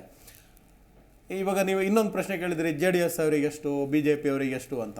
ಅದು ಕೂಡ ಅಲ್ಲಿ ಚರ್ಚೆ ಆಲ್ರೆಡಿ ಆಗಿದೆ, ಅದು ಅನೌನ್ಸ್ ಆಗಿಲ್ಲ, ಆನಂತರ ಹೊರಗಡೆ ಬಂದಿಲ್ಲ. ಬಿಟ್ಟರೆ ಅದು ದೇವೇಗೌಡರಿಗೆ ಗೊತ್ತು, ಕುಮಾರಸ್ವಾಮಿ ಅವರಿಗೆ ಗೊತ್ತು, ನಮ್ಮ ಪಕ್ಷದ ವಿಜೇಂದ್ರ ಅವರಿಗೆ ಗೊತ್ತು, ಯಡಿಯೂರಪ್ಪನವರಿಗೆ ಗೊತ್ತು, ಆಯಿತಾ, ಮೇಲ್ ಹಂತದ ನಾಯಕರು ಎಲ್ರಿಗೂ ಗೊತ್ತು. ಅದನ್ನ ಹೊರಗಡೆ ಬಿಟ್ಟಿಲ್ಲ ಅಂತ ತಕ್ಷಣ ನೀವು ದೇವೇಗೌಡರು ಹೇಳ್ತಾ ಇದ್ದಾರೆ, ಇರಿ ಸರ್ ನೀವು ದೇವೇಗೌಡರ ಬಗ್ಗೆ ನೀವು ಯಾಕೆ ಅಷ್ಟೊಂದು ಏನು ತೋರ್ತಾ ಇದ್ದೀರಾ? ಪಾರ್ಟಿ ಇಲ್ಲ, ಇನ್ನು ತೀರ್ಮಾನ ಆಗಿಲ್ಲ, ನೀವು ದೇವೇಗೌಡರ ಬಗ್ಗೆ ಗೊತ್ತು, ಕುಮಾರಸ್ವಾಮಿ ಅವರ ಮಾತನ್ನ ಕೇಳಿ, ಮಾತನ್ನ ಕೇಳಿ ನೀವು ಎಷ್ಟು ಗೌರವ ಕೊಡ್ತಿದ್ದೀರಾ ಅಂತ ಗೊತ್ತಾಗುತ್ತೆ ಬಿಡಿ, ಆಯ್ತಾ? ಆದ್ರಿಂದಾಗಿ ನಾಳೆ CEC ಮೀಟಿಂಗ್ ಏನಾಗ್ತದೆ, ಅದರಲ್ಲಿ ಬರುವಂತ ಆಲ್ರೆಡಿ ಮೀಟಿಂಗ್ ಆಗಿದೆ, ಚರ್ಚೆ ಆಗಿದೆ, ಮತ್ತೀಗ ಅಲ್ಲೋಗಿ ಚರ್ಚೆ ಮಾಡ್ತಾ ಇದ್ದಾರೆ. ಅಂದ್ರೆ ಇನ್ನು ಫೈನಲೈಸ್ ಮಾಡೋದಕ್ಕೆ ಗೊಂದಲ ಅಂತ. ಏನು ಗೊಂದಲ ಅಲ್ಲ, ಇಲ್ಲಿ ನೋಡಿ, ನಮ್ಮಲ್ಲಿ ಒಂದು ಪ್ರೊಸೆಸ್ ಇದೆ.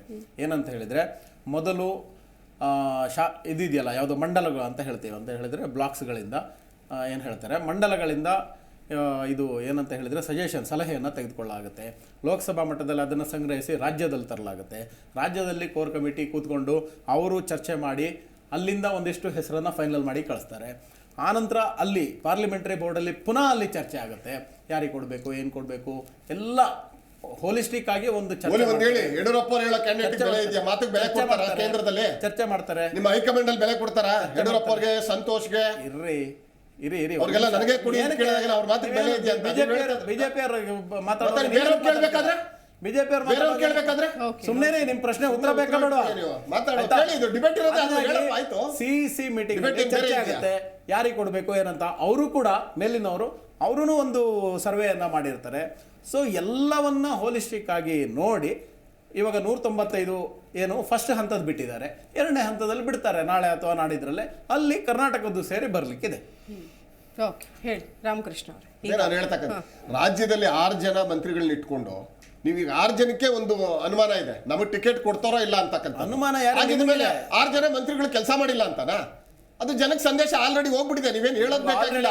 ಇನ್ನೂ ನೀವು ಕೊನೆ ಪಕ್ಷ 6 ಜನ ಮಂತ್ರಿಗಳು, ಅತ್ಯುತ್ತಮ ಮಂತ್ರಿಗಳು, ಅವ್ರು ಒಳ್ಳೆ ಕಾರ್ಯ ಮಾಡಿದ್ರೆ ಆಲ್ರೆಡಿ ಅಂತ ಹೇಳಿ ಅಟ್ಲೀಸ್ಟ್ ಒಂದು 10 ಜನದಾರ ಬಿಟ್ಟಿದ್ರೆ ಅವರೆಲ್ಲ ನಿರಾಳವಾಗಿರ್ತಾ ಇದ್ರು. ಇವಾಗ ಶೋಭಾ ಕರಂದ್ಲಾಜೆ ಇರ್ಬೋದು, ನಿಮ್ಮ ಸದಾನಂದ ಗೌಡ್ರು ಇರ್ಬೋದು, ಜಿಗಿಜಿಗ್ನಿ ಇರ್ಬೋದು, ಜಾಧವ್ ಇರ್ಬೋದು. ಜಾಧವ್ ಹೇಳ್ತಾರೆ ನಾನು ಕೊಲೆ ಮಾಡೋ ಸ್ಥಿತಿಲಿ ಇದ್ದಾರೆ ಅಂತೇಳಿ ಕಾಲಕ್ಕೆ ಬೀಳ್ತಾರೆ ಅವರು. ನನಗೆ ಕೊಡಿ ಟಿಕೆಟ್ ಅಂತ ಇದ್ದಾರೆ. ಈಗಾಗಲೇ ಅವರು ಡಿ ಸಿ ಪಾಟೀಲ್ ಅವ್ರು ಹೇಳ್ತಾ ಇದ್ದಾರೆ, ರೇಣುಕಾಚಾರ್ಯ ಹೇಳ್ತಾ ಇದ್ದಾರೆ. ಹೇಳಿ ಅದನ್ನ ಒಂದು ಇಲ್ಲ ಕೊನೆ ಪಕ್ಷ 6 ಜನ ಮಂತ್ರಿಗಳಿದಾರಲ್ಲ ಅವ್ರಿಗಾದ್ರೂ ಅನೌನ್ಸ್ ಮಾಡ್ರಿ.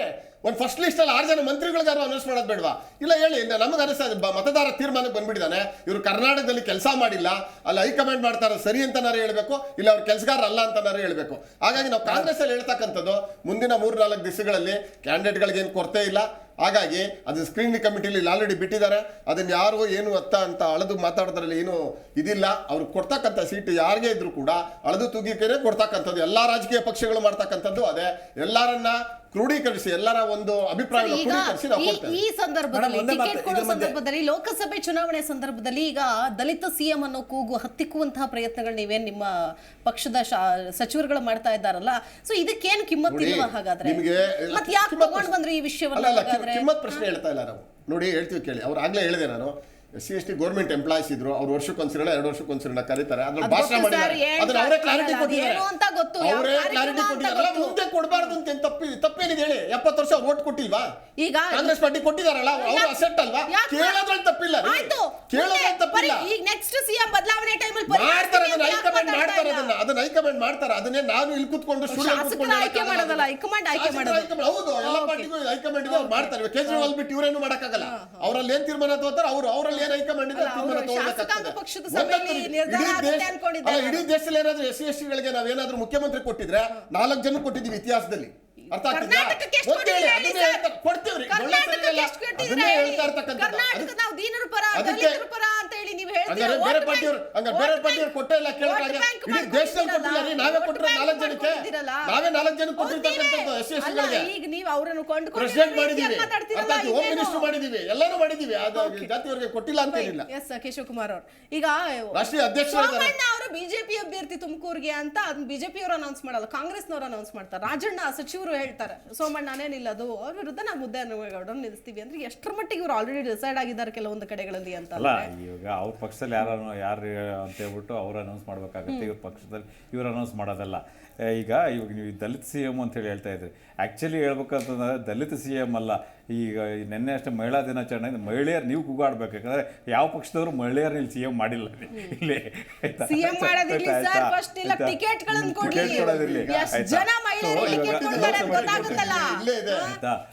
ಈಗ ಈ ಪಕ್ಷದಲ್ಲಿ ಇವತ್ತಿನ ದಿವಸ ನಾವು ಸೀಟುಗಳ ಬಗ್ಗೆ ಡಿಸ್ಕಸ್ ಮಾಡ್ತಾರೆ. ಕಾರಣ ಏನಂತಂದ್ರೆ ಇವಾಗ ಇವರು 28 ಗೆಲ್ತೀವಿ ಅಂತೇಳಿ ಅನೌನ್ಸ್ ಮಾಡ್ತಾ ಇದ್ದಾರೆ. 25 ಜನ ಸಿಟ್ಟಿಂಗ್ MP ಗಳಿದ್ರು.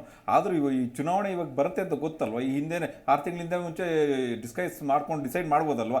ಕಡೆಗಳಿಗೆ ಅವರು ಕಾಯ್ತಿರೋ ಕಾರಣ ಏನಂತಂದ್ರೆ ಆ್ಯಂಟಿ ಇನ್ಕಂಬೆನ್ಸಿ ಇದೆ, ಕೆಲಸ ಮಾಡ್ತಾ ಇಲ್ಲ ನಮ್ಮ MP ಗಳು, ಹಾಗಾಗಿ ಬೇರೆಯವ್ರು ಹುಡುಕ್ಬೇಕಾಗಿದೆ. ಸೊ ಅಲ್ಲದೆ ಇನ್ನೊಂದು ಇತ್ತೀಚೆಗಷ್ಟೇ ಇಲ್ಲ ಅಧಿಕಾರ ಕಳ್ಕೊಂಡಿದ್ದಾರೆ. ಸೌತ್ ಇಂಡಿಯಲ್ಲಿ ಎಲ್ಲೂ ಇಲ್ಲ. 400 ಪಾರ್ ಅಂತೇಳಿ ಹೇಳ್ಕೊಳ್ತಾ ಇದ್ದಾರೆ, ಅದಕ್ಕೆ ನಂಬರ್ಸ್ ಇಲ್ಲ. ಅದಕ್ಕೋಸ್ಕರ ಹೊಸ ಸಾಲ ಈ ಇತ್ತೀಚೆಗೆ ಮೊನ್ನೆ ಅಷ್ಟೇ BJD ಜೊತೆ TDP ಜೊತೆ ಅಲಯನ್ಸ್ ಮಾಡ್ಕೊಳ್ತಾ ಇದ್ದಾರೆ. ಯಾಕಂತಂದರೆ ಸೌತ್ ಇಂಡಿಯಲ್ಲಿ ಇವ್ರ ಪ್ರೆಸೆನ್ಸ್ ಇಲ್ದಂಗೆ ಆಗ್ಬಿಟ್ಟಿದೆ ಆಲ್ಮೋಸ್ಟ್. ಮಹಾರಾಷ್ಟ್ರದಲ್ಲಿ ಅಷ್ಟು ಗೊಂದಲದಲ್ಲಿದೆ. ಶಿವಸೇನವರು ಅಜಿತ್ ಪವಾರ್ ತುಂಬ ಡಿಮ್ಯಾಂಡ್ ಮಾಡ್ತಾ ಇದ್ದಾರೆ, ಅಲ್ಲೂ ಸಮಸ್ಯೆ ಆಗಿದೆ. ಇವ್ರು ಸೀಟ್ಸ್ ಅನೌನ್ಸ್ ಮಾಡ್ಲಿಕ್ಕೆ ಆಗ್ತಾ ಇಲ್ಲ. ಹಾಗಾಗಿ ಈ ನಾರ್ತ್ ಇಂಡಿಯಾದಲ್ಲಿ ಕೆಲವು ಸ್ಟೇಟ್ಗಳಲ್ಲಿ ಇವರೇ ಸಿಂಗಲ್ ಮೆಜಾರಿಟಿಯಿಂದ ಇವರು ಅಧಿಕಾರದಲ್ಲಿದ್ದಾರೆ, ಉತ್ತರ ಪ್ರದೇಶದಲ್ಲಿ ಇದ್ದಾರೆ. ಆದರೆ ಸೌತ್ ಇಂಡಿಯಾದಲ್ಲಿ ಎಲ್ಲೂ BJP ನೆಲೆ ಕಳ್ಕೊಂಡ್ಬಿಟ್ಟಿದೆ. ಇದ್ದಿದ್ದು ಕರ್ನಾಟಕ ಒಂದರಲ್ಲೂ ಇವತ್ತು ಅಧಿಕಾರ ಇಲ್ಲ ಇಲ್ಲಿ. ಹಾಗಾಗಿ ಇವತ್ತಿನ ದಿವಸ ಇಷ್ಟು ಗೊಂದಲದಲ್ಲಿದೆ ಇವರು. ಸರ್, ಈಗ ಈ ಹಿಂದೆ ಲೋಕಸಭೆ ಎಲೆಕ್ಷನ್ ಆದಾಗ್ಲೂ ಏನ್ BJP ಅಧಿಕಾರದಲ್ಲಿ ಇರಲಿಲ್ಲ.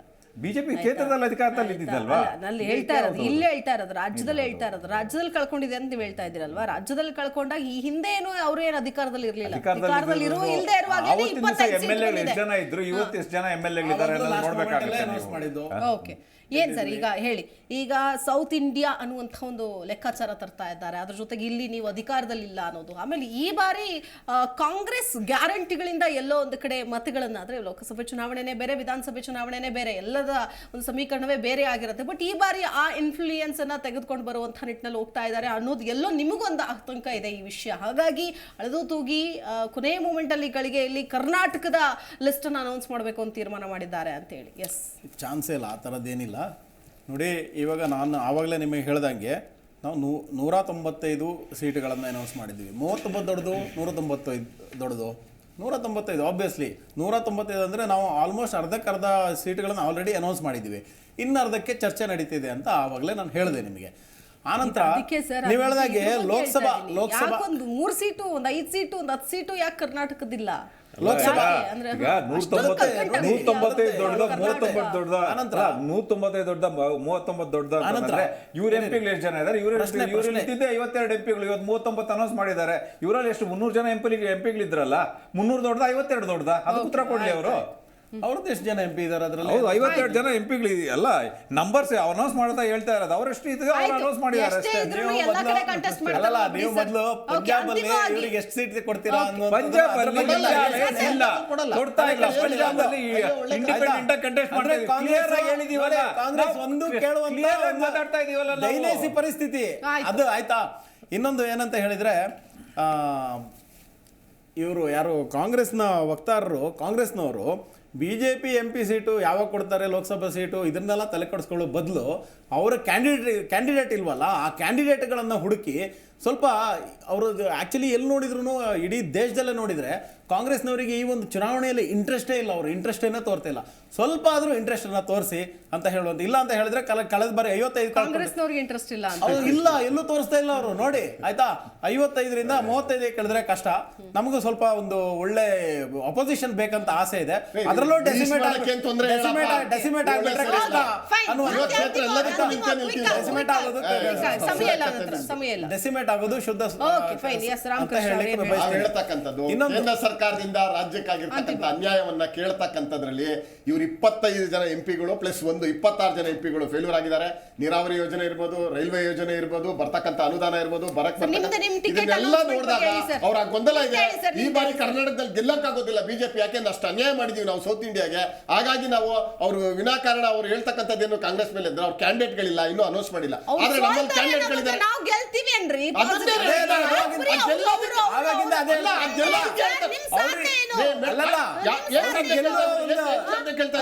ಅಲ್ಲ, ಅವ್ರ ಸಾಧ್ಯಕ್ಕೆ ಇಲ್ಲೇ ಇದೆ ತಗೊಳ್ಳಿ. UPA NDA 10 ವರ್ಷದ ಏನ್ ಬೇಕು ಸಾಧ್ಯ?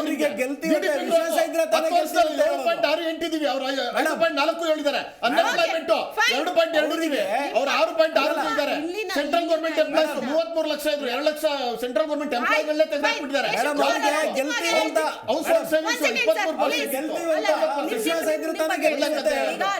ಕರ್ನಾಟಕದಲ್ಲಂತೂ ಕ್ಯಾಂಡಿಡೇಟ್ ಹಾಕಿಲ್ಲ, ಆಯ್ತು. ದೇಶಾದ್ಯಂತ ಬೇರೆ ಬೇರೆ ಭಾಗಗಳಲ್ಲಿ ಸ್ಪರ್ಧಿಸ್ತಾ ಇದೀವಿ ಅನ್ನುವಂಥದ್ದು ಆಲ್ರೆಡಿ ನೀವು ಅನೌನ್ಸ್ ಕೂಡ ಮಾಡಿದ್ದೀರಿ.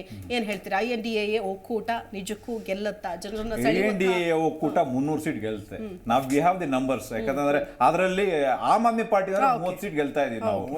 30 ಸೀಟ್ ಗೆಲ್ತಿದ್ವಿ ನಾವು. ನೋಡಿ ಎಲೆಕ್ಷನ್ ರಿಸಲ್ಟ್ ಜಾಸ್ತಿ ಪ್ರಾಬಲ್ಯ ಇರುತ್ತಂಗಾರೆ. ಅಂದ್ರೆ 300 10% ಆಗುತ್ತೆ. 30